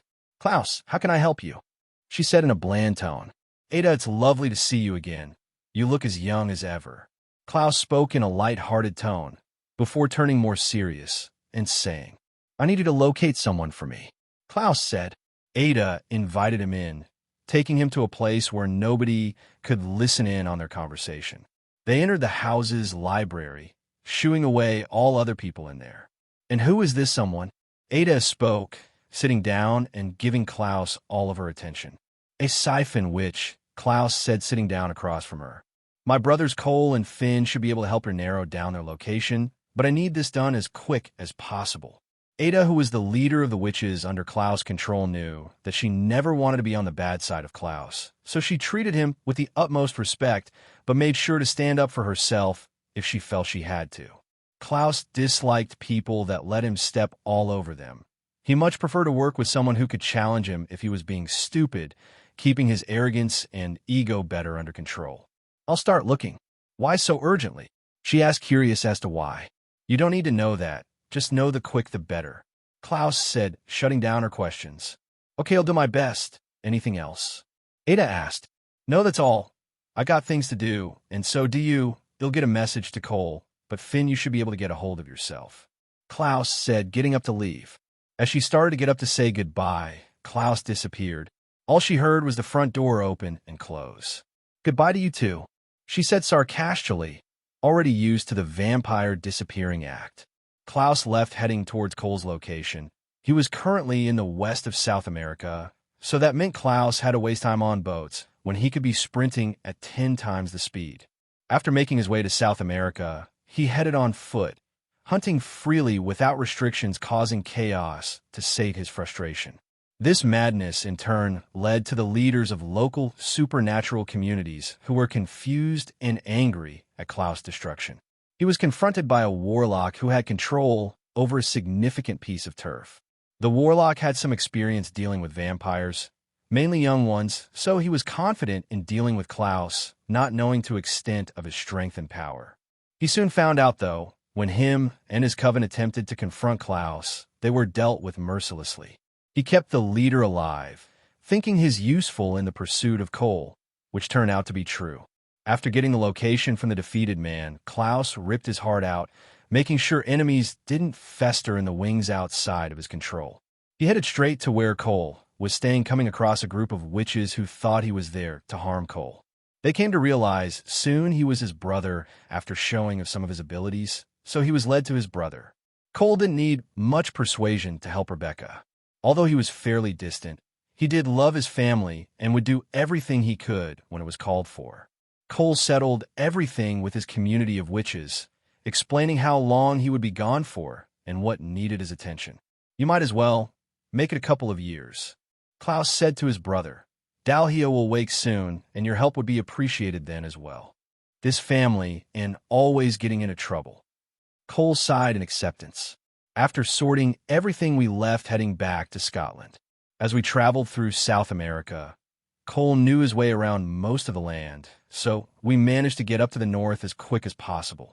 Unluckily for the humans, two originals who wanted a feast were passing through, so destruction of course followed them. After a month of traveling, Klaus arrived back home with his brother, catching up on all that had transpired since his departure. Cole and Finn helped Ada locate the siphons who were in what will be modern-day Russia, having moved since Cole and Finn had previously found the coven. The two brothers both head out to bring back a siphon, preferably by choice and maybe bargaining as well. Elijah and Klaus both stayed to watch over Rebecca, who was getting worse. Klaus also made sure the security of Dahlia's and Freya's body were safe and secure, having Sig and Aurora regularly check up on them if he was unable. All that's left to do was wait. Elijah POV. How you feeling? Elijah said to his little sister, Rebecca, who was currently sat on her bed, drinking from the neck of a woman's throat. Elijah saw the moment the girl died. Although since becoming a vampire, he had gotten used to the killing and the evil that came along with it, he still could never fully embrace his vampire heritage and clung towards humanity and doing what's honorable. I would be much better if you would let me leave, Rebecca said, throwing the girl's body away and wiping her mouth with the back of her hand. Soon, Rebecca, Elijah said, trying to pacify his sister. And how many times have you said that? Rebecca said, getting wound up. Soon, Rebecca. Not long now, Rebecca. Just be patient, Rebecca. She finished sarcastically. Yes, well, it should be any day now. I give you my word, sister. Elijah spoke truthfully. Rebecca knew that when Elijah gave you his word, he truly believed in what he was saying, so she claimed down as best as she could and laid back down on her bed, presumably to sleep. Elijah looked over his sister, concern all over his face. When he heard her heartbeat slow, he quickly entered to drag the dead girl's body out, which he did with as much respect as he could. Once he had gotten back out of the cell with the dead girl, he locked the cell back up and left to dump the body where he had dumped Rebecca's food previously. The things I do for family, Elijah said with a sigh, dropping the girl's body in the ocean as a present for the patroller of these waters to feast on human delicacy. After delivering the body, he left back to where he was staying for the time being, a nice castle he had made, for visiting purposes after learning that his younger brother would be settling here for the time being. Elijah washed himself up with the expertise of a professional or someone who had many years of experience. He opened his closet, picking out the finest clothes available, all of course designed and fashioned by the most grandest of tailors. After appreciating himself in the mirror, he left to go and meet up with his brothers who had returned from Russia to discuss the next steps to curing Rebecca and the battle with Dahlia. Before leaving to meet with his brothers, though, he went back to Rebecca's cell to make sure she would be properly looked over and guarded by someone he could trust. He brought a book as well for Rebecca to keep her entertained and focused on something other than her illusions. When he saw 3 of his brother's trusted hybrids on guard, he left with peace of mind, knowing that they would keep her safe and protected. With the swiftness and grace you would expect from an ancient vampire, he arrived to where the Mikaelson brothers were to meet in under a few seconds, not having wasted a single motion of his body. Brother, good to see you, he heard Klaus say as he entered the unfamiliar manor for the first time. As it is you, Elijah spoke. He looked around for the rest of his brothers, not seeing Cole or Finn, so he asked, and the other? Here soon, hopefully. Klaus spoke, waving his brother in. Elijah followed, mapping the place out in his mind. Curiously, he could sense anyone else in the building, so he asked Niklaus along the way. Aurora, will she not be joining us? I'm afraid not. She will be unable to join. She has things to do, Klaus said to his brother. They arrived at the gathering area of the place. Klaus's seat next to a window, with only clouds in sight. Elijah sat down across from his brother as they awaited their brothers to arrive. How's Rebecca doing? Klaus asked as he lounged into his seat. Elijah, on the other hand, had impeccable posture, after it being ingrained in him heavily as he lived as a noble in Europe. She's as well as can be for the moment, he answered. Klaus swiftly replied, as mad as ever then. After a few more moments of discussion, they both heard Cole and Finn bickering as they arrived at the manor. Klaus promptly arrived at the front door, Elijah not far behind him, opening the door to see Cole and Finn arguing as they always had even since they were both children. All of the Mikaelson brother exchanged pleasantries before heading back to the lounge area to discuss their problems. "We've got a siphon witch," Cole said with suspenseful tone. Elijah waited for the but, and he didn't wait too long. But Finn added side-eyeing Cole. Her coven were unwilling to let her leave willingly. Cole quickly finished before Finn could say, "So we kidnapped her?" And now the girl's being a little brat about it. Him and Klaus both looked at Cole in surprise, to which Cole saw replying, "You're lucky she's still alive. If Rebecca wasn't on the line, I would have ripped that girl's throat out by now." Klaus tried not to laugh, but he couldn't stop the smile that came across his face. Although he himself did find it quite amusing, he was thankful that his brothers had worked together to all help their younger sister. "And where's this girl now?" Klaus asked, not having seen the girl. "I'll go get her now," Cole said. "I'll be one moment." He vanished, but not for long. He arrived back holding the girl's body from behind as she grabbed a hold of Cole's arm to try and siphon his power. Cole quickly shook the girl off of him, saying, "See what I mean? The girl doesn't know when to quit." The sight was amusing to all of his brothers.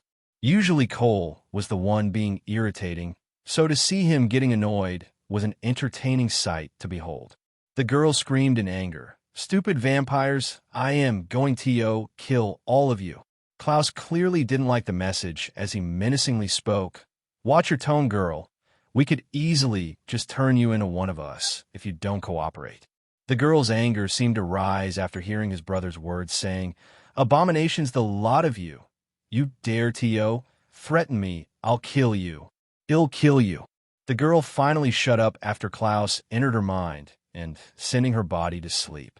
"Ill told you," Cole said. "The girl is trouble. The sooner we heal Rebecca, the sooner I can kill the girl." "The girl's not the problem," Finn added. "Maybe the fact that we kidnapped her is."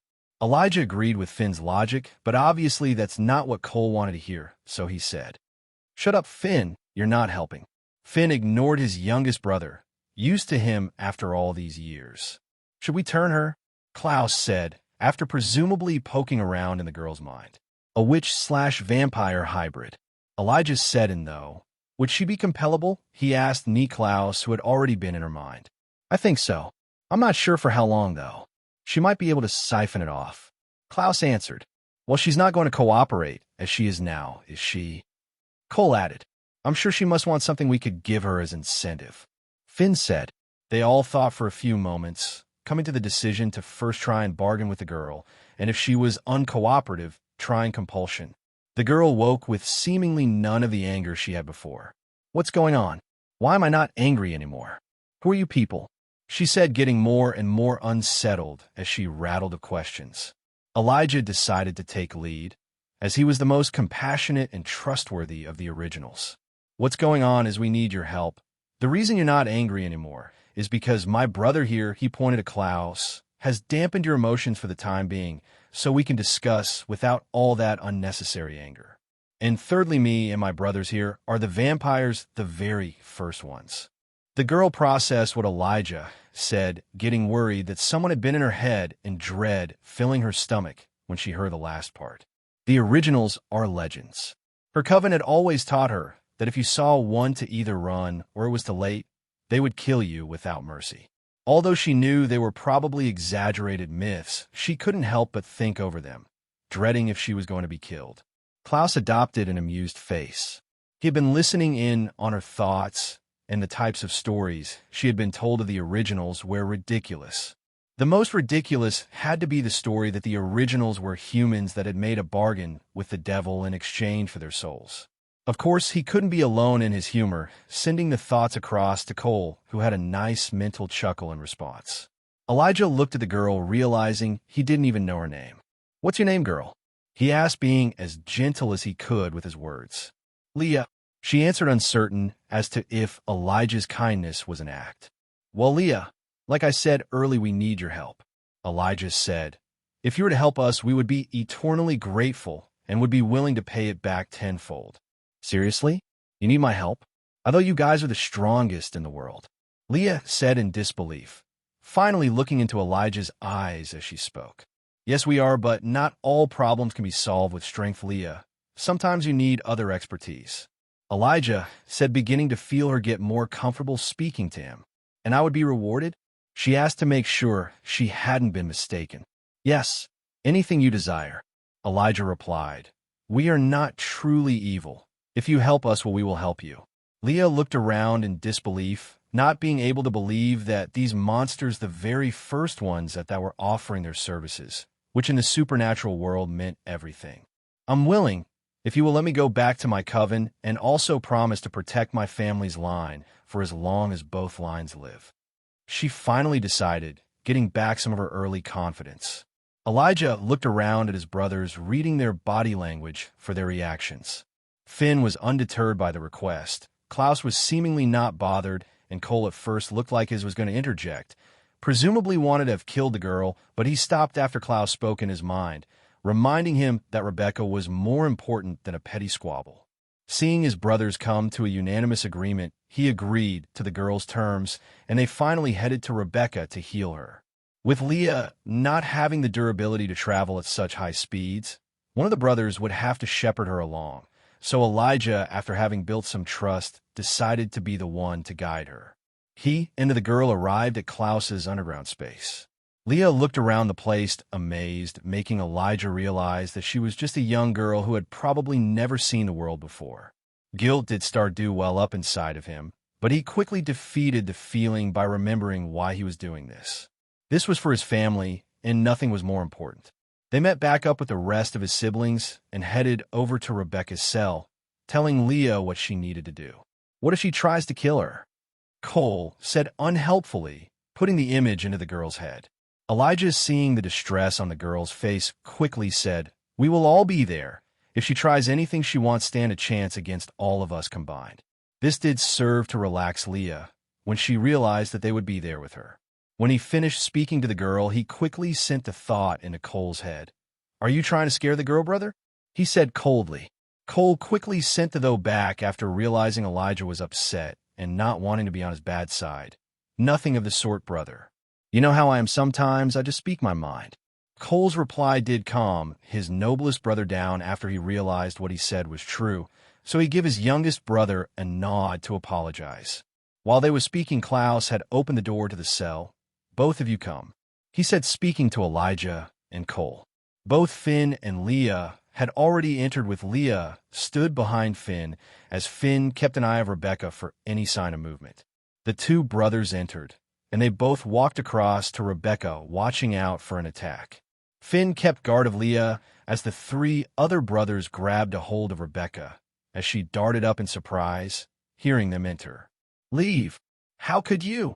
She started to scream, jumping up to attack Klaus in front of her, thinking it was Alexander, her now dead ex-boyfriend. Both Cole and Elijah grabbed a hold of Rebecca, holding her down against the bed, trying to get through past her madness by trying to remind her that it was her brothers. Bring the girl across. Klaus shouted towards Finn, holding the thrashing vampire down, being kicked in the process. Just get it over with. Cole spoke. She's not in her right mind. Finn brought the girl across. When the three brothers had finally managed to stop Rebecca from trashing around, they let Leah grab a hold of Rebecca, and she started to drain the curse away. Leah finally managed to drain the whole of the curse after a couple of minutes. Now she was ballooned up on Ketsia magic. Though she had all this magic, she was tempted to try and kill the originals, but she had no confidence she would leave alive and was hoping they would honor their pact. Rebecca's madness faded away, and she finally realized who was holding her down. She whispered in exhaustion, Cole? Elijah? Niklaus? Finn? She passed out, but not before smiling in joy at the fact her brother were all there to support her. They left Rebecca's body to rest, deciding that Cole would be the one to go and fetch her some blood. Elijah thanked Leah for her help. Thank you, Leah. When you're ready, we will take you back to your coven. Yeah, she said, exhausted herself. I need some rest first and some proper food. Of course, Elijah said with an amused smile on his face. He led the girl to a spare room in Klaus's house, after making sure with his brother that it was fine, and left her to rest, while he went to get her some human food. On his way out, he said to the hybrid that was manning the place, "Keep an eye on her." He said assertively. Although his brother's hybrids were loyal mainly to him, they could also be commanded by an original as long as it wasn't something that would harm his brother. Elijah asked around to find out where his siblings were. He learned that Klaus had went to spend time with his wife and daughter. Cole had returned with blood for Rebecca, and of course some for himself, and Finn had left back to Sage. So that left him to deal with Leah. He needed a break, he thought. But no, Dalhia. Well, after that then, I'm going to take the longest break imaginable. He though comforting himself with the idea. Klaus POV. Times were stressful recently. So spending some time with Aurora was a much-needed recharge, which I planned on making the most of before the next storm will inevitably awaken. Dalhia will soon be upon us, and I'm not sure what to expect. I am confident that I could kill her, but what I'm not sure of is if she has countermeasures in place for her death. She should not be as powerful as she was shown in the TV show, as she's not had the extra centuries to feed from the power of Freya. But if I'm correct, her powers must be at the peak of the current world's limits. Other than myself and my siblings, the most powerful beings should be the gods, which I know nothing about, only that they exist. The other is maybe Silas, but with my current strength and that fact he hasn't been gaining anything other than mental strength all these years, he should be a lot weaker than even a normal vampire. The only way he could threaten me is if I'm underestimating his telepathic powers, but my own are strong, and with time and blood, they will continue to grow at a healthy rate. And then there is the devil. I'm unable to remember his name. That is how unimportant I find him. Another one with psychic powers, but the fact he has the moniker of the devil, and he was dealt with by some average vampires, and to be fair to him, a fairly powerful, which makes me dismiss his threat level at the minute. Who knows, though? He may prove me wrong. The Hollow, a witch that was juiced to the gills. A super witch capable of creating the werewolf curse. My memory is fuzzy on her full capabilities, but what I do know is that she isn't to be messed with for the moment. She's dangerous, but shouldn't be an immediate concern, so she will be put on the back burner for now. My planning of the destruction of my future enemies was put to the stop as Aurora entered our room. The next week was spent relaxing as I awaited Elijah's return after he left to take the Siphon girl back to her coven. I tried to remember her name, but it just wouldn't come to me. If he wasn't someone I deemed either a threat or interesting, I couldn't for the life of me be bothered to remember someone who would die in the next couple of decades. I, of course, visited Rebecca. She was now a lot better. No more illusions, but the effects of the whole scenario, Alexander, and the other hunters still plays on her mind. The only positive I can see from the whole situation is she will be a lot less willing to trust men and much more picky when it comes to who she starts to see romantically. Other than that, she's mainly okay. Unlike the Klaus who got cursed for 50 years or so, Rebecca was a lot less paranoid in general, so would naturally affect her less. Klaus, on the other hand, had many years of trauma thanks to Michael, which would have, after 50 years, started to truly affect him. I finally got to meet Sage in this time as well. She and Finn seem to be in love, but you can never know with the amount of leeches that try and attach themselves to our family. I'll give Finn the benefit of doubt for the time being, but I'll be keeping an eye on her for any sign of disloyalty and betrayal. Finn, before letting me meet his woman, pulled me aside to try and persuade me to not enter her mind. He was very adamant of this. I eventually agreed, not wanting to ruin our brotherhood, after us all finally getting along. Saiger, my curious daughter, had left the country. I wanted her as far away from Dalhia as possible for the time being, but try telling a teenager not do something, and they will always try and do it anyway. So I used my amazing persuasion skills, bribed, to send her out of Scotland and to meet up with some high-level ranking people in my worldwide network. She will be learning from them. So, if needed, she could one day take a role in the organization or even take over my whole section. Aurora had been telling me that she wanted to help me and my siblings with Dalhia. I had given her a serum, which made her an original that was also unkillable by White Oak, but this was not her battle to fight. This was personal for me and my siblings. Although Aurora was my wife, so she was a Mikaelson, she'd better have elsewhere for the battle with Dalhia. I ended up persuading her that she was better of out of the fight, which took a lot of persuasion and a promise to take her on a long vacation, just the two of us. She will be leaving to go visit her brother in Europe. When Elijah arrived back, I said goodbye to Aurora and Sigur as we Mikaelson siblings got ready for war. Rebecca, all healed up, we decided she would be a last resort and would stay out of the fight and only get involved if she was needed. We had to wait for Dalhia and Freya to be awake before being able to kill Dalhia because of the spell that linking them together. We had Ada on hand and even more witches to help her unbind Freya as soon as possible, so me and my brothers could go for the kill. Many weeks passed of just waiting for the signal that they have awoken, and finally it did. Ada sent a telepathic message into all of our heads, stopping whatever thing we was currently doing, and we headed straight to Dalhia as quick as possible. We all arrived ready for a fight, to see Dalhia leaving her coffin, looking around in confusion. "What's this?" she whispered to no one. She looked around at her surroundings confused. She flexed her power to make sure that she awake and liked the amount of power she felt. She felt strong, she thought to herself. Now she was assessing the situation with a lot more calmness thanks to the confidence she had in her abilities and power. "Hello, Auntie." I spoke in a neutral tone, shocking her to turn around and see me and my brothers. After a few moments, she realized what I had called her, and recognition washed across her face. "Esther's boys, I presume," she said in a calm, measured tone, straightening out her clothes with a now serious look in her eyes. "And you would be correct," I replied back, trying to stall as much time as possible for the link to be broken. "Why have you kidnapped me? And where is my darling Freya?" Dalhia said in a relaxed tone, which didn't sit well with Finn.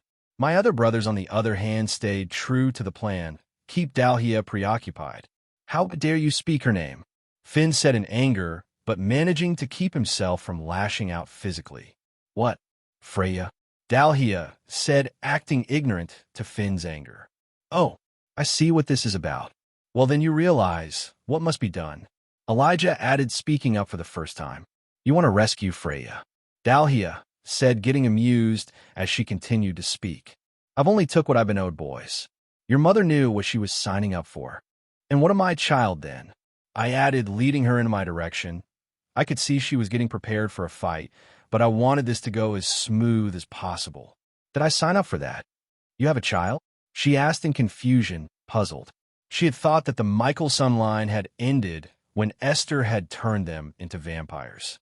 "Yes, I do," I added, "but unluckily for you, she doesn't have the genes of a witch. That's truly a shame. I would have loved to teach the next generation of Mikaelson witches." Dalhia added, imagining the scene of her guiding and feeding from the most powerful group of witches the world would have ever seen. "I'm sure we can come to an agreement." Dalhia spoke directly to Klaus. "And your terms would be?"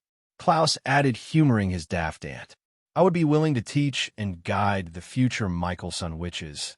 In turn, you and your siblings would let me siphon a little of their power so that I maybe be able to continue to live forever as their teacher." Dalhia proposed, thinking that it was a reasonable pact. During the whole conversation, the Mikaelsons had been linked telepathically, so they could communicate without Dalhia knowing. "She's daft," said Cole, his brothers agreeing with him. "If she thinks we will accept them terms, she must be truly nuts," said Finn. "She's just so managed to leave out the part of where she binds them all to her, stealing their power, and then eventually doing the same to us." I added, "Is the binding nearly broke?" Elijah asked Klaus. I quickly sent a telepathic message to Ada asking her that question. The reply was a couple more seconds. "A couple more seconds," I told Elijah. "When I start to move, you all pounce," I said to all of my brothers. During this, I kept up appearances with Dalhia, trying to keep as much focus as I could on her, but she realized I wasn't all there, lashing out in response. She sent a burst of magic at me, knocking me back but with no real effect. "Don't ignore me," she said, speaking to me as if I wasn't mentally older than her. "It's disrespectful." I stood back up speaking to her, looking at her with a mocking smile. "Sorry about that. We was just planning how he was going to kill you. That's all. Don't take it personally." With the signal activated, my brothers raced across, intending to grab a hold of Dalhia and rip her apart. Were surprised when they were bounced back when they touched her clothes. Dahlia didn't have the reflexes of vampire, so she didn't react as quick as she would have liked, nearly being killed if not for her magic. But she did eventually realize what was happening and geared herself for the fight of her life. The confrontation had come to an end. Dahlia was dead. Cole panted heavily. Is she finally dead? He asked, his brother's exhaustion wearing him down heavily. Although beforehand, all the Mikaelsons had filled up on blood after fighting for many hours, they themselves were running dry. She should be, answered Elijah, blood staining his expensive attire. He tried to clean himself up as best he could for the time being. Klaus looked at the dead body of Dahlia. Her clothes were magical. They didn't get ruined in battle, so her modesty was still intact, but her life was not. He had dealt the finishing blow after hours of battle, in which he and his brothers kept attacking, never giving her the time to recharge, and eventually exhausting her magic, to which Klaus took the opening he was given and ripped her throat out with his teeth. Finn, on the other hand, was no better than the rest of his brothers. Clothes ruined, blood all of him, but spiritually enlightened. He had never felt so blissful, knowing his big sister, his best friend, would be safe and free from Dahlia's harm. For the fight, Klaus spent a lot of the time in his wolf form, giving him an extra edge in terms of mobility and making himself a lesser target. Elijah and Finn bared the brunt of Dahlia's assault, not willing to give up, and kept pushing through the pain of being stabbed, mentally attacked, and even having their necks snapped occasionally. Cole was much sneakier in his attacks, only attacking in bursts in which Elijah and Finn were inactive, giving them time to recover. Klaus did most of the damage, taking the openings that his brothers presented to get in close and inject as much venom as he possibly could into her system, eventually paying off, poisoning her magic, not giving her long left to live. Let's go and get some blood, Klaus told his brothers, being the best off out of all of them. With them being too tired to respond, they all left the cave in which they was locked in for the past couple of hours, thankful to still be alive and thirsting for blood. On leaving, they saw Rebecca, who was thankfully not needed in the fight. Seeing the state of her brothers, rushed over to ask about what had transpired, worry dripping in her tone. Are you all okay? She said, anxiety evident in her voice. Is she dead? We need blood, Rebecca. Klaus spoke in a weary tone. We will answer all your questions after we've fed. Rebecca nodded in understanding, but Elijah, not one to displease, said, We'll be fine, Rebecca. How's Freya? Have you seen her yet? No, not yet. I did hear some destructive noise earlier, but I didn't want to leave you guys in case. She answered Elijah's questions, relief in her voice that her brothers were okay. Well, why don't you go meet Freya, and we will be with you soon. Elijah said to Rebecca, always knowing the right thing to say. Rebecca quickly agreed, but not before giving all of her brothers a big hug and then leaving. I love you guys, she said as she left. The brothers separated once they left the cave to go and feed in peace and alone. Some would take longer than others. Elijah would enter the nearest pub, feeding but not killing, drinking enough to sate himself across many of people. Finn went looking for the scum of the earth, finding himself a lot more willing to feed from humans as long as he knew they were evil. But he always made sure to keep them alive, never killing except for rare occasions. Cole left go feast. Not caring about the life of humans, he helped himself to as much as he wanted, not caring about the consequences, which usually meant a cleanup crew would be sent to clean up after him. Klaus was more like Cole.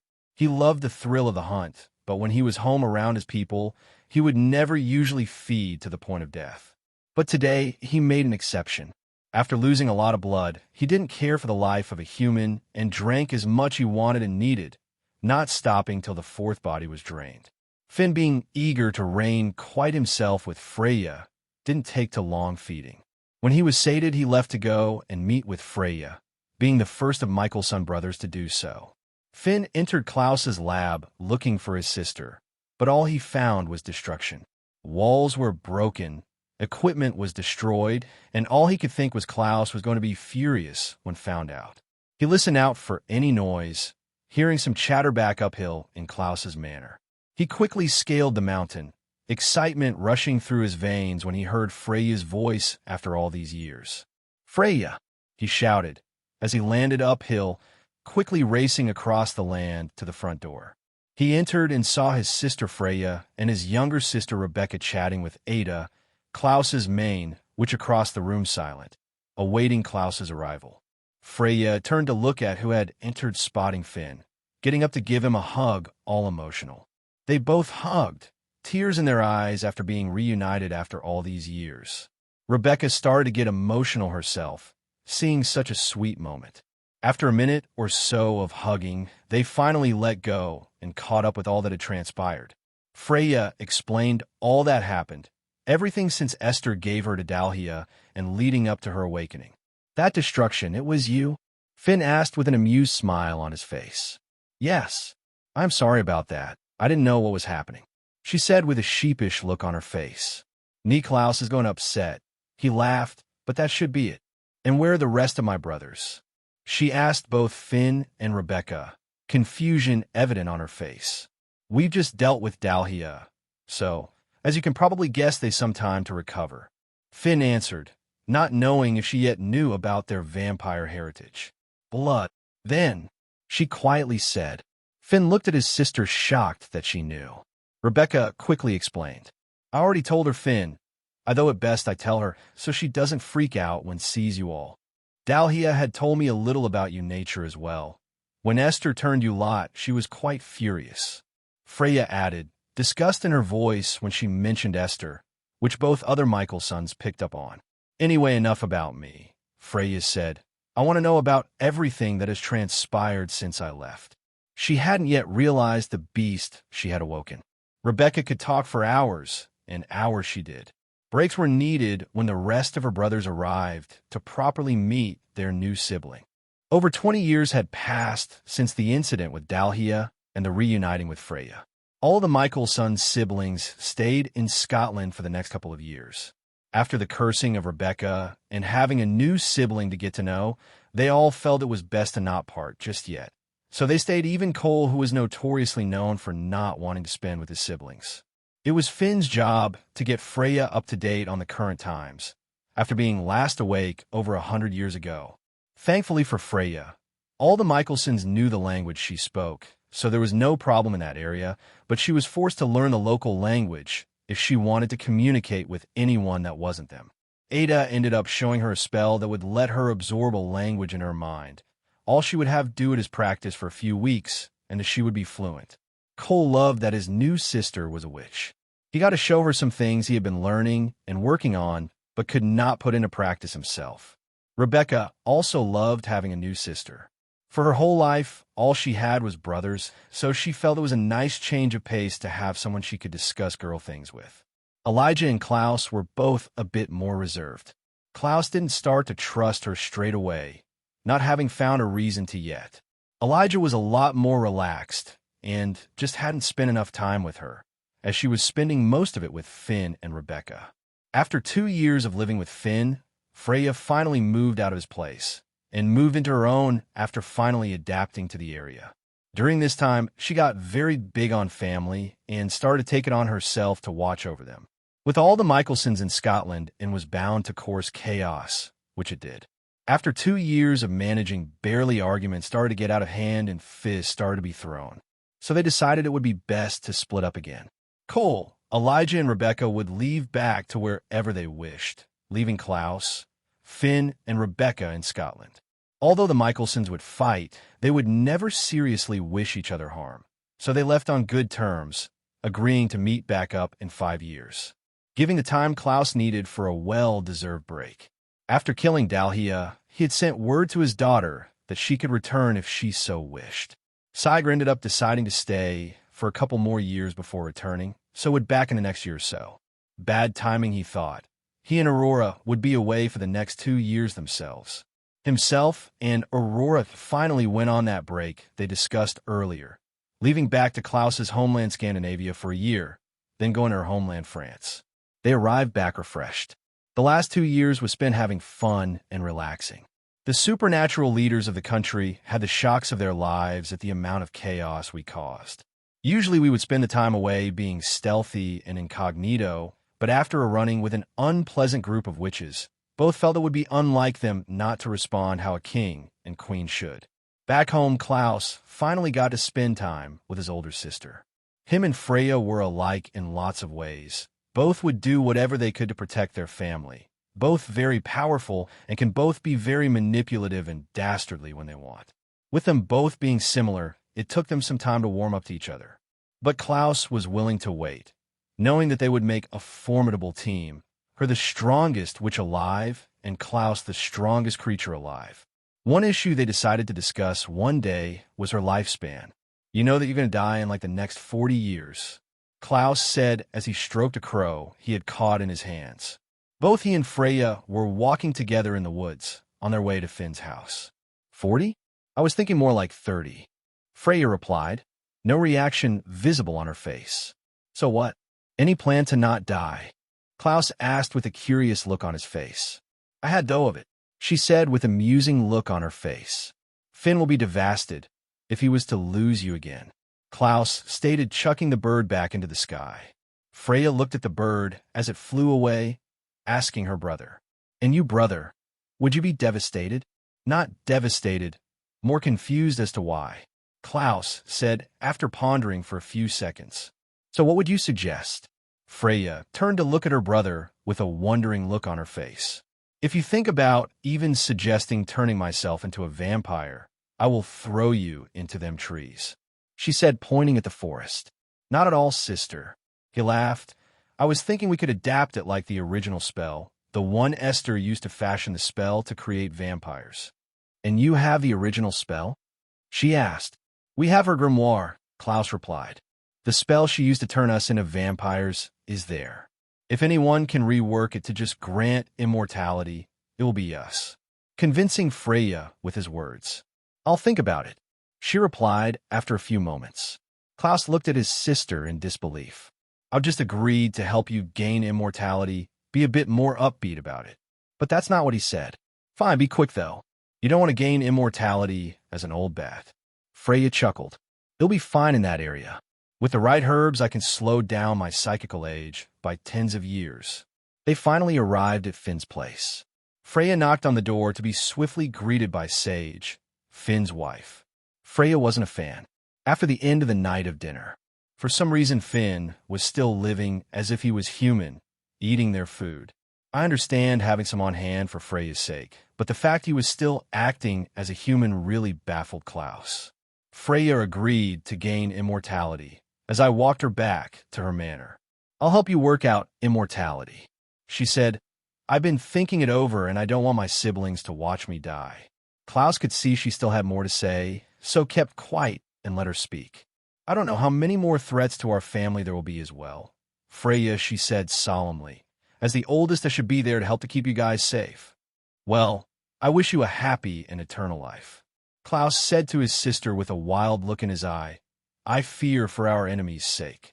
As do I, Freya said with an also vicious look in her eye.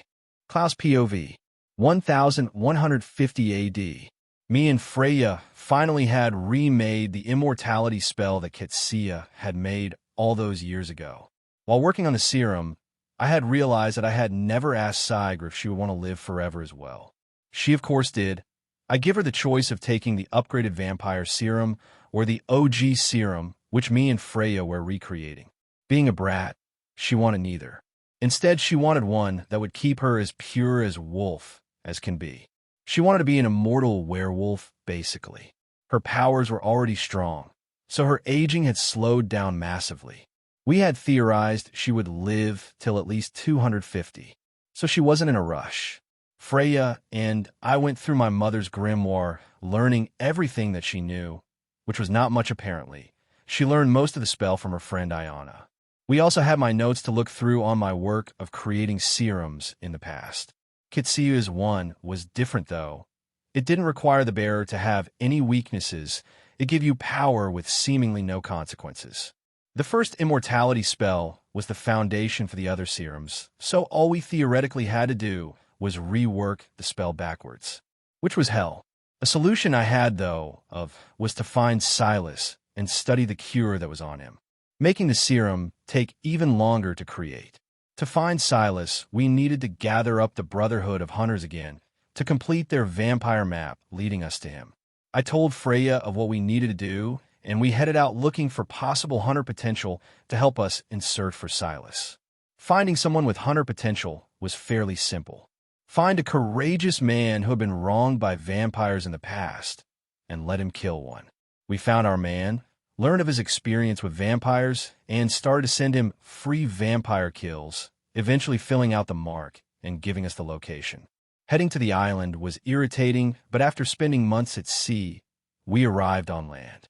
I spread my senses all across the island, trying to locate where Silas was and being pleased when I found his aura. I found him, I told Freya, who had just awoken from her nap. Let's eat first, and then we will face him at full strength. Freya said to Klaus, looking at him, as if to say, please go and get me some food. Fine, I said. Be careful, though. There's other people on the island. I'll be fine, she replied nonchalant. I felt them as well, just a bunch of humans. I give one last look before darting away, turning into my wolf form mid-run and chasing down my prey. I hunted 2 deers before deciding that was enough for Freya and went on the search for some humans to sate my own thirsting hunger. I arrived back after a delightful snack, but not before getting changed back into my clothes and dragging the deer to where Freya had already set up a fire. I'm back, I sung. Freya turned around to look at me, pointed and said, there's blood still around your mouth. I dropped the 2 deers to the side before wiping the blood up from around my mouth. Freya had luckily set Cap up next to some water, so I quickly cleaned the blood off of my face. Freya went about preparing the food for herself, as I just watched, listening out for any sounds. How many was there? Freya asked. She saw the confusion on my face before elaborating. The humans. Oh, around 10 lunatics, that's all. They think Silas is somehow letting them meet their dead relatives. I chuckled at their idiocy. How many did you kill? She asked, no judgment in her voice. All of them, I replied. No guilt whatsoever. I was going to keep them alive, but they had all been brainwashed by Silas, so I thought it best to put them out of their misery. Freya nodded her head, but didn't say anything else. The next day come, and we set it to Silas's tomb. We was ready for the full-strength Silas, but we in fact found the pathetic version.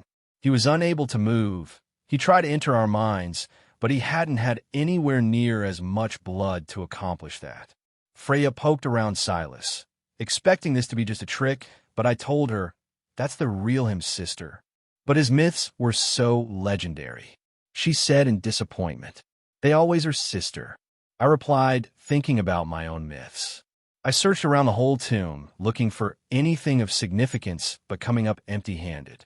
It's been raided, I told Freya, but she wasn't listening. She was still baffled that he was still alive. Do you reckon he could be killed? She asked me. I don't think so, I said, headed back over to Freya.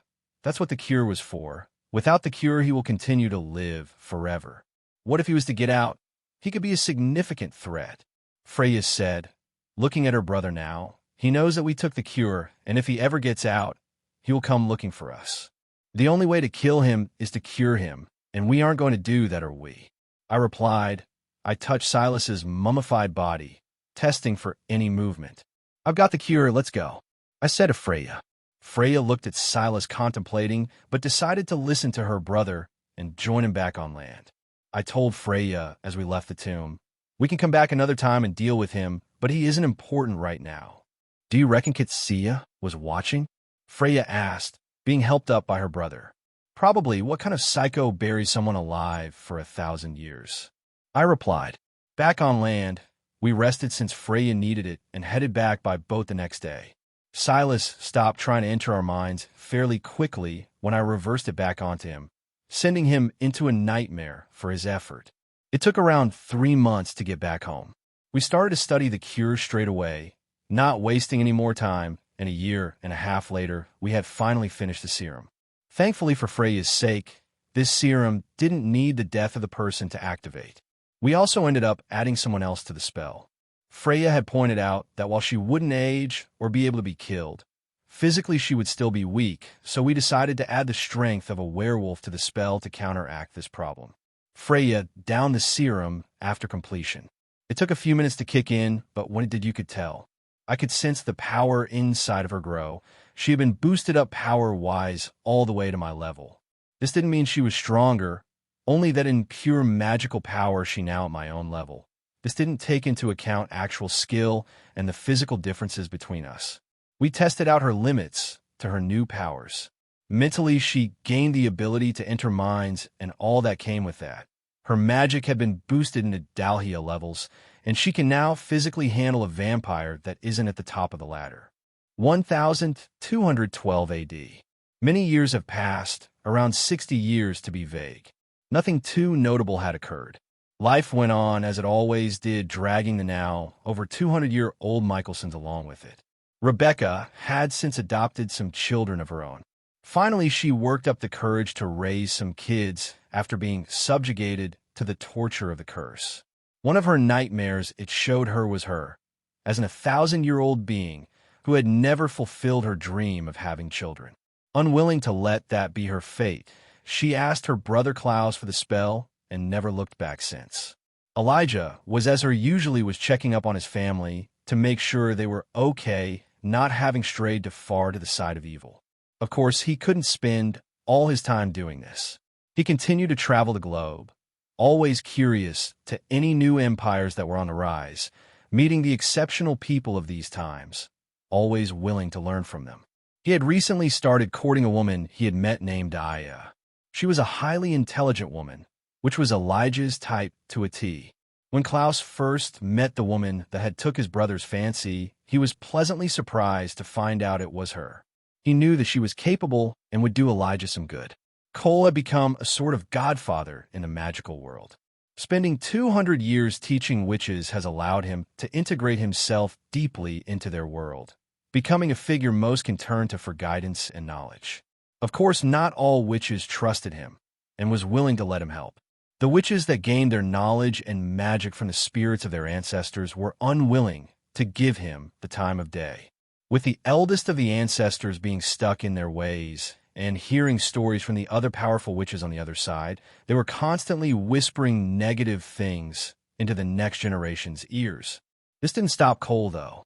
All across the globe, he had witches in which he had made bonds with, and with multiple generations passing and their parents spreading good words about him, it's allowed him to continue to learn magic vicariously through his students. Finn had finally left Scotland, with Sage wanting to explore the world and himself also not having seen much other than where his siblings were, decided to leave after all this time.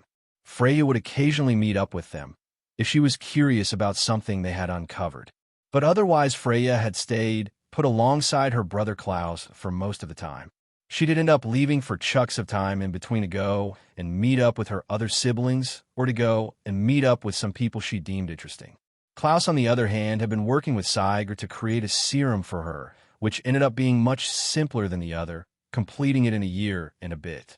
The years after was spent traveling, meeting some interesting people, and hearing some curious stories to which he would decide to further explore. The situation he had currently found himself in was as followed. He recently just heard a story of a Mongolian uniting their tribes to conquer China. This obviously intrigued him, so he and Aurora had left to go and find out more about the situation. In his previous life, he had none of Genghis Khan, but meeting him was a different story in itself. Of course, he was just human, but he was someone Klaus found fascinating. They ended up becoming friends after he had worked himself and Aurora into their armies, riding alongside him and his generals. Conquering was fun, Klaus decided. Although if he so wished, he and his siblings could conquer the entire world themselves, he decided that would be too much work and effort. Imagine spending all your time trying to keep the entire world under your control. And massacring them would be no fun. All the interesting people would die, and he would have to spend the rest of his eternal life with just his siblings, which sounded like hell. Although that me and Aurora would be staying a while. I had worked all the way up to the status of a general, now controlling legions of humans to lead into battle. The problem of aging was a possibility, but with a little magic, nothing that couldn't be solved. 5 years into our stay there, though, I gained news from one of my numerous informants. There was rumors going around in North America about a creature that was killing numerous groups of supernatural beings and not looking like stopping. I immediately thought of Malivore. I wasn't sure of the time of its creation, but that to me sounded just like him. I didn't have any memory loss, but how would I even know if I did? I quickly told Aurora about what was happening, telling her we was needed elsewhere for now. I got into contact with Freya, who I let check over my mind for any sign of memory loss. I was glad to find my mind hadn't been tampered with, but I couldn't say the same for Aurora. I wasn't sure what had been blocked, but Freya quickly broke the spell, allowing Aurora to regain her full memories. Aurora was rightfully pissed, wanting to rip Malivore to shreds, but being so far apart, left her to take her frustrations out on the poor vampires nearby. When she was fully checked, me, Freya, and Aurora left and headed to North America to find the cause of this inconvenience. Landing on the shores of North America, we got settled into our temporary home before leaving to what would be Mystic Falls and where the Mikaelsons once lived. I decided that this land would now be my own. The aura of Mystic Falls was a beacon for any supernatural creature. The turning of the first vampires left a scent that will unknowingly attract any supernatural creature towards its location. The location was a very attractive place for myself. If I wanted to find anyone of note in North America, all I would have to do is wait for them to be lead here by the allure of this place. As I got people to start working on building a nice manor for myself and my family, we continued to track down Malivore, being pleasantly surprised when a group calling themselves the creators of Malivore decided to track us down and ask for our help. The witch of the group seemed to be the leader, taking lead in conversing with us. "Please, we need your help," she said, troubled at her misdoings. "The thing we created, it's too powerful," she finished, the vampire and werewolf that was behind her nodding in agreement with the witch. "And what is this thing you created?" the ever-focused Freya asked. "It's a being capable of swallowing monsters and erasing them from the memories of people." The witch answered nervously. "And why hasn't it swallowed you then?" Freya asked in return. "When we created it, we made sure that it could never harm a witch, werewolf, or a vampire," she replied. "Then how do we destroy it?" Freya continued to ask. "I'm not sure," the witch said timidly. Freya looked deeply at the group before telling them, "Leave if we need you. We will find you." The three supernatural creatures quickly left, not wanting to upset the scary witch. The three Mikaelsons discussed their plan of action. "If it can't be killed, it must be trapped," Freya said, deep in thought. "It can be killed," Aurora said. "We just need to find out how." "It's blood," Klaus said to them both. "And how are you so sure?" Freya questioned. "The blood of a witch, werewolf, and vampire should do the trick," Klaus said. "I'm sure because that's how nature works. Everything has a weakness, even myself." "Okay, fine, but there is no such thing as tribrid," Freya said in confusion. Aurora quickly realized what was happening. "No way," Aurora shouted, releasing the implications. "You're not having a child with another woman." "What?" Freya said, getting even more confused. Klaus tried not to find it amusing, but he couldn't help himself, laughing, serving to anger Aurora even more. "I am serious, Nick. You're not sleeping with another woman," Aurora said, directing her fury at Klaus. "I know," Klaus quickly replied. "I wasn't laughing at that." He headed over to Aurora to try and calm her down. "It's just the irony of nature needing vampires. That's all love," he said, giving Aurora a nice hug, soothing her anger. Freya had quickly caught on to how to destroy Malivore, realizing that Klaus would need to create a tribrid and Aurora would be unable. After calming Aurora down, they decided on how they were going to deal with Malivore. Aurora hated Malivore before, but now she wanted to rip his head off. "If we can't kill it, we must trap it then," said Freya, making sure to not set Aurora off again. "Why don't we just meet the creature?" said Klaus optimistically. "You never know, he might be a sound guy." They both looked at him oddly. Klaus was never usually the one to solve his problems with anything other than violence. "Don't look at me like that," he said in response to their reaction.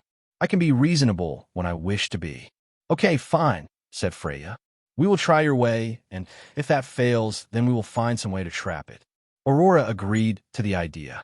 So they set off to where the group from early had said Malivore currently was. They made sure to properly prepare in case of a fight, feeding on some unlucky souls on the way. Klaus, Freya, and Aurora all arrived at the location they was given and started to look around for Malivore, not seeing him at first. A sweep of the area covered, they finally spotted an ugly-looking golem who was at least 10 feet tall and as buff as a juiced-up bodybuilder, staring deeply into a lake. We steadily approached the creature, keeping an eye for any sign of a fight. What should we do?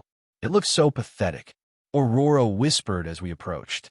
Yes, and that pathetic thing can eat us all. Freya sternly replied. Let me approach it by myself first, Klaus said to both women, making them both look at him in disbelief. Absolutely not, Aurora quickly replied, resistant to the idea. Freya, on the other hand, was curious, asking, why? Don't be dramatic, the thing can't catch me. Klaus answered back, confidently, you guys can watch my back in case it tries any little tricks. I still don't understand why you need both of us for that. Aurora said, upset at Klaus's decision. You'll be what, a couple of seconds away. Klaus said in response to Aurora, if we want to negotiate, it's better I go alone. Freya agreed, so Aurora was outnumbered, agreeing to the decision and staying put, watching from afar. I alone approached this fascinating creature. As I got closer, Malivore was still not responding to my deliberate footsteps, so I spoke, finally getting his attention. Sup, kid? I said nonchalantly, giving him a little wave as he turned his head around but curiously not his body. Good to know, Klaus thought in his mind. Malivore tried to speak, but all that came out was disturbing grunt sounds. Grufk asterisk. Malivore turned fully around to look at me as I approached, gaining a subtle recognition for both of my scents, vampire and werewolf. You recognize my scent, don't you? I said, speaking to Malivore. Don't worry, I'm not with the others you met. He yet again grunted in response. I was unsure if he was communicating, but just not yet able to speak the human languages. So I probed his mind to get a sense of his sentience and intelligence. I smoothly entered into his mind, finding an unexpected sight. Malivore's mind was like his dimension that was seen in the show. A pitch black, dark, endless abyss, with no end to the darkness in sight. Very interesting, I thought. Curious of the place, I continued to explore in search of Malivore's mind, finding some supernatural and human beings that he had consumed along the way. Help me, they would scream. I was deaf to their noise and continued on my search, eventually coming across a white door, with many sign warning not to enter. I could feel anxiety start to build, causing me manically laugh and wonder at the realization of how much sense of unknown I was uncovering after living the past years in a cycle of endless boredom. I opened the door. Excitement was building. My nerves were itching in the unknown. My blood was boiling at the possibility of a good fight, but all I found was disappointment. What the fuck is this? I shouted in frustration. The room was all but empty except for some mud. Fucking mud. I shouted again. Calm down, calm down. I said to myself. All that build-up for some shitty piece of mud was the biggest case of blue balls he had ever had. When I somewhat calmed down, I approached the mud, wondering how this encase was somewhat special. I tried to grab a handful of the mud, but I quickly learned that it was too stubborn for that. It rebounded out of my hand and back into its pile, and forming into a miniature human form. A child, I said, disturbed. Hello, the kid said in an emotionless voice, which was creepy in itself. Malivore, I asked in realization. The kid just nodded his head in response. I studied the kid version of Malivore, realizing his intelligence was lacking, so I asked him some questions to gauge his mind. Hello, Malivore, I said. You look quite different in here. I know who you are, he said in his creepy voice. And who's that? I asked, curious to his response. You're the wolf and vampire man, Malivore said in his beginner-level speech ability. Sure am, kid, I replied. Earlier I was wondering if I should kill you or not. Malivore looked in fascination. He had thought he was unkillable. Since killing the dragons that he was created to do, he has since had no other purpose but to look for more monsters and consume them as well. Really, he said to Klaus in wonder, you're that strong. Klaus laughed, realizing an opportunity that had been handed to himself on a silver platter. "Yes, I am," he said, starting to magnify his charisma. "I could teach you, if you would like." Malavor's eyes lit up. Klaus saw this, and upped it even more, also saying, "With your potential and my power, there is no end to the things we could accomplish. Will there be monsters to eat?" he said, getting excited about the world in which Klaus had offered.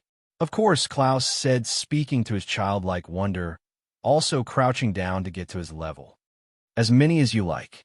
"Awesome," Malavor shouted in response, his emotions starting to fully sprout in the presence of Klaus. "Right," Klaus said. He looked at Malavor, telling him, "We'll leave your mind, and we will get you as many monsters as you like." "Okay," Malavor said, still excited. Klaus left Malavor's mind, still shocked at what had just transpired.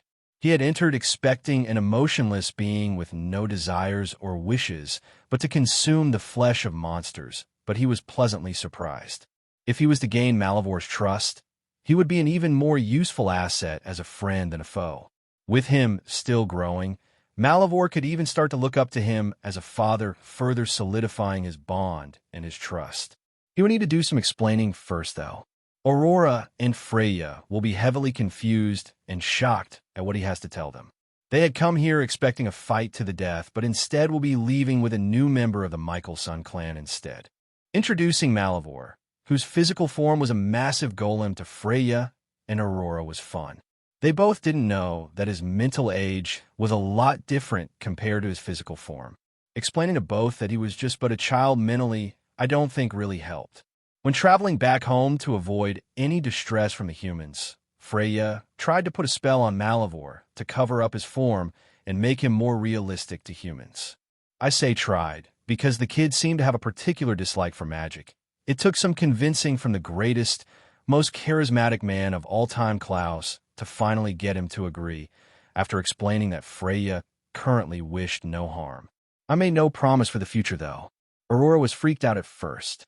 This was the being that had blocked her memories, and she had traveled many of miles, only to find a prepubescent golem that had the mental age of a small child. It would take some getting used to for sure. Hopefully Malavor could learn to shape-shift into a smaller form, one much more suited to human traveling. Freya was not as weirded out, but she was starting to get annoyed at her brother's insistence at keeping anything he found interesting. They had come here to kill the being that was wiping the memories of the population and killing whole species of supernatural creatures, but instead Klaus had decided to adopt the creature, even though the thing could just start swallowing us any second. And what's with the stupid name, Malavor? That would have to be changed. I will not be calling someone Malavor for the rest of my life. Not a chance. You better change its name, Freya told her brother Klaus, after first meeting Malavor. It's not an IT, dear sister, Klaus said dramatically. IT is now my child. Well, IT needs a new name, Freya replied dryly, looking at her brother with the same deadpan tone. Fine, just because you insisted, sister, Klaus said, looking at his sister with a resolute face. Its name will now be, Klaus said, proclaiming to an imaginable audience, Klaus Jr. Freya looked at her brother with disbelief. Klaus Jr., you must be joking. Klaus turned back to his sister, telling her, I'm deadly serious, sister. Freya just resigned herself, asking in confusion, why? Because, sister, I thought it would be cool, Klaus said, annoying his sister even more. His full name will be Niklaus Mikaelson Jr. Klaus started to laugh to himself, clearly delighted with his choice. Freya, on the other hand, was just looking at her brother, pity starting to well up inside of her for the poor now named Niklaus Jr. The previously named Malavor was a destructive weapon created to eliminate supernatural creatures like herself, and she was starting to feel pity for it. That's how much she didn't find Klaus amusing. You just made me feel pity for him, she said to her brother when he finally stopped laughing to himself. That's how awful the name is. You wound me, sister, Klaus said shamelessly. He'll have you know that Klaus is a fantastic name, and I won't be bullied into thinking otherwise. Freya was looking at her brother with the biggest case of bewilderment ever seen before. Here was her brother, the strongest being in the world, acting like a shameless idiot. Bullying you, she thought at the ridiculousness of the situation. Klaus, seeing his sisters start to explode, HR decided to save her some mental strength by saying, "I'm only joking with you, sister, but I'm serious about the name." Freya stopped trying to understand her brother, after a few minutes finally coming up with something to rattle her brother as revenge. "Good luck getting Aurora to agree to the name," she said to Klaus, whose face dropped before masking his face back up as if nothing happened. But Freya had already seen the slip, going even further to say, "I bet she will also love the idea of adopting Klaus Jr. as well." When Freya started laughing, that's when Klaus knew that this was Freya's revenge for his little plot earlier. "You ain't funny, sister," Klaus replied to Freya in an irritated tone. "I can convince Aurora," he said, trying to convince himself first of all. This caused Freya to laugh harder, which for Klaus was a weird sight in itself. Freya was usually very serious and rarely ever cracked a smile or a laugh. "I'm glad you find yourself funny, sister, because you're the only one," Klaus said before leaving in frustration to go and try to convince Aurora about adopting his junior. "I found Aurora by herself looking all sad, so I snuck up behind her and picked her up from behind in a reverse hug position."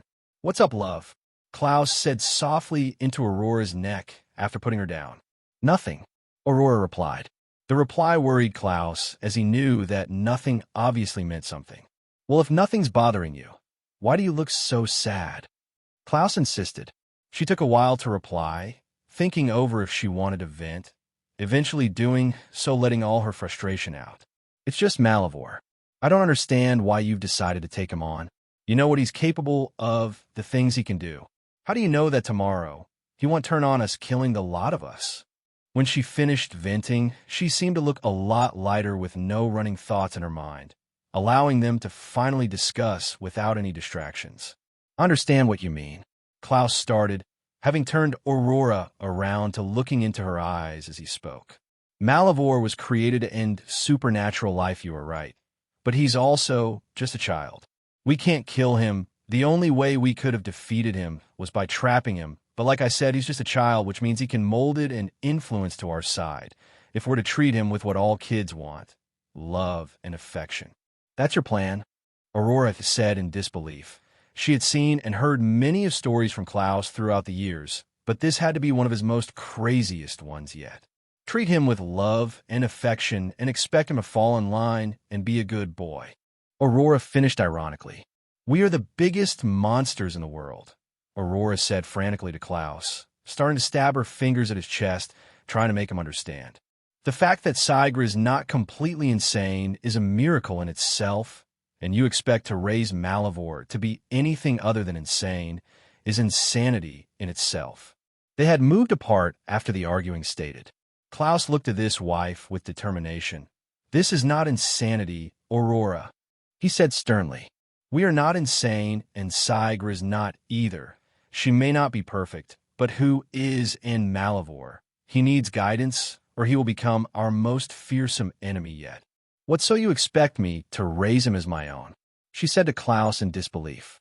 "Well, I didn't want to bring it up again, but there is another way," Klaus said to his wife, intent evident. "Either raise him as your own, or he'll have to find another way. If you so badly want him dead, you know what needs to be done." "Bastard," Aurora said, swinging at Klaus, but missing as he easily dogged out of the way. "Fine, if you want me to raise the bastard, I will," she said, barking madly. Klaus, seeing his wife going mad, tried his best to calm her back down, as it was mostly his fault she had gone mad in the first place. But he had no look. After countless attempts to attack him from Aurora, he decided to snap her neck as painless as possible to get her to stop and let him think for a moment. Now, with just quiet and the time to think things over, he realized he had gone completely wrong in his efforts to convince Aurora, and now he wouldn't be able to trust her to raise Malavor properly. Not wanting her to treat him like he was treated by Michael, he made the decision to leave. Just him and Malavor, which will give him the time to properly raise him with a set of morals. He told Freya before leaving, placing the responsibility of Aurora's care into her hands for the time being. He also made sure to tell Sigra before leaving as well. Just the two of them, Klaus and now named Klaus Jr., they headed off across the world, only to come back when Klaus thought his son ready. A long time had passed since I first set off with Malavor. With there being no Freya with us to hide my adopted son's appearance, We were forced to travel remotely. This didn't stop some humans from spotting us, though, leading to myths of the golems in the areas in which we traveled through. With Malivore not having yet developed his ability to shapeshift or create vessels, and not wanting to keep causing a ruckus everywhere we went, we was forced to live on the land as our ancestors would have done many moons ago. We lived like that for years until he could finally shapeshift down to the size of a human. His ability to create vessels for himself will take years of experimentation to develop, so we ignored that for now. I was constantly during this time teaching Malivore about life and all he would need to know about supernatural civilization and even humans as well. When his body was able and his mind educated, we set off from our little camp we had set up, and our next stop was to be Elijah. I had got in contact with him before leaving to find where he was at. Surprisingly, he wasn't in Europe, but in fact was in Africa with his girlfriend, Aya. Apparently, she had wanted to travel there to show Elijah where her family was originally from. Taking Malivore on boat would be a challenge in itself, so to make things easier for myself, I turned the crew or the ship into vampires, so they would be less likely to kill by my son in an accident. It was not like he was likely to just start killing randoms, especially humans, but he found humans very fragile and easy to break. He once told me so. When we arrived to Africa, I was contemplating what to do about the vampires. Should I kill them? Let Malivore eat them? Should I leave them alive, but compel them to behave themselves? But I finally made the decision to let them live. I did turn them against their will. So as repayment, I would let them live, and if they ever came back to cause trouble for me or my family, I would gladly set a pack of wolves on them and watch as they were ripped apart, piece by piece. Malivore had just stepped to the boat. I was right behind about to do the same, but first, before leaving, I said a few words to the vamps. "You lot," I said, speaking to fiending vamps, who hadn't had any other blood other than from aquatic creatures I had caught on the ride. "No causing too much mayhem. I don't mind if you go about killing some humans, but the leader of the African supernatural community is a very powerful witch, so I would advise you to be discreet." The captain of the ship replied with avid desperation for blood. "I need blood.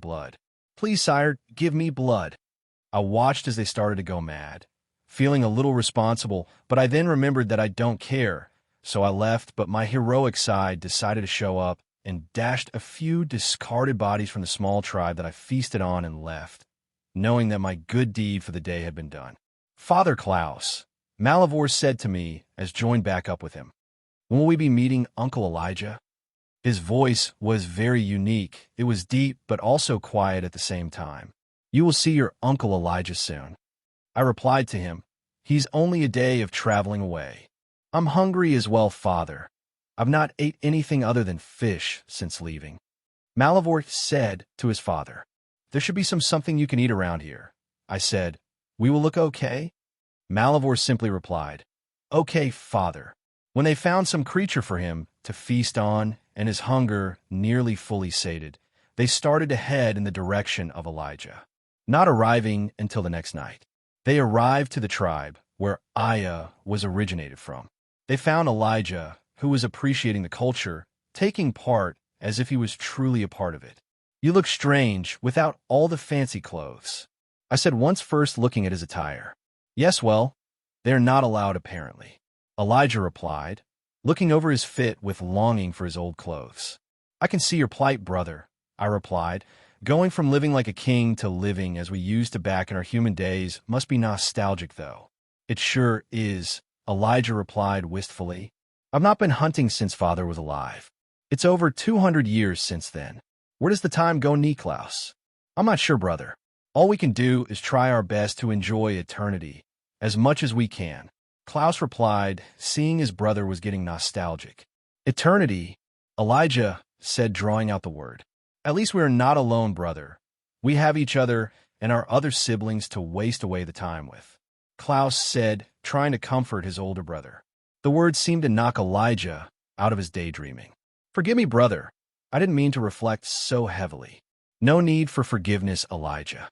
You're not the only one who wonders," I replied. We both hugged before Elijah asked, "Where's the kid then?" "He's resting, but he will be awake soon. You can see him, though," I replied and directed him to where Malivore was currently sleeping. As we watched him rest we continue to speak. I'm assuming you adopted him? Elijah said, not 100% positive that his brother would stay faithful to Aurora after all this time. Of course, brother. I'm not one to break a vow. I replied, of course, speaking of mine and Aurora's marriage vows. Just making sure, brother. Elijah replied, where did you find him then? Golems are quite rare. A witch, vampire, and a werewolf had teamed up to destroy the supernatural creatures in their area, leading to the creation of him. We found him in North America, near where we grew up. I replied, I assume you dealt with the group?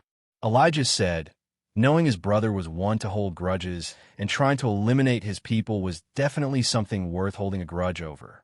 No, I let them flee, Klaus replied. I did make sure to remember the names, though.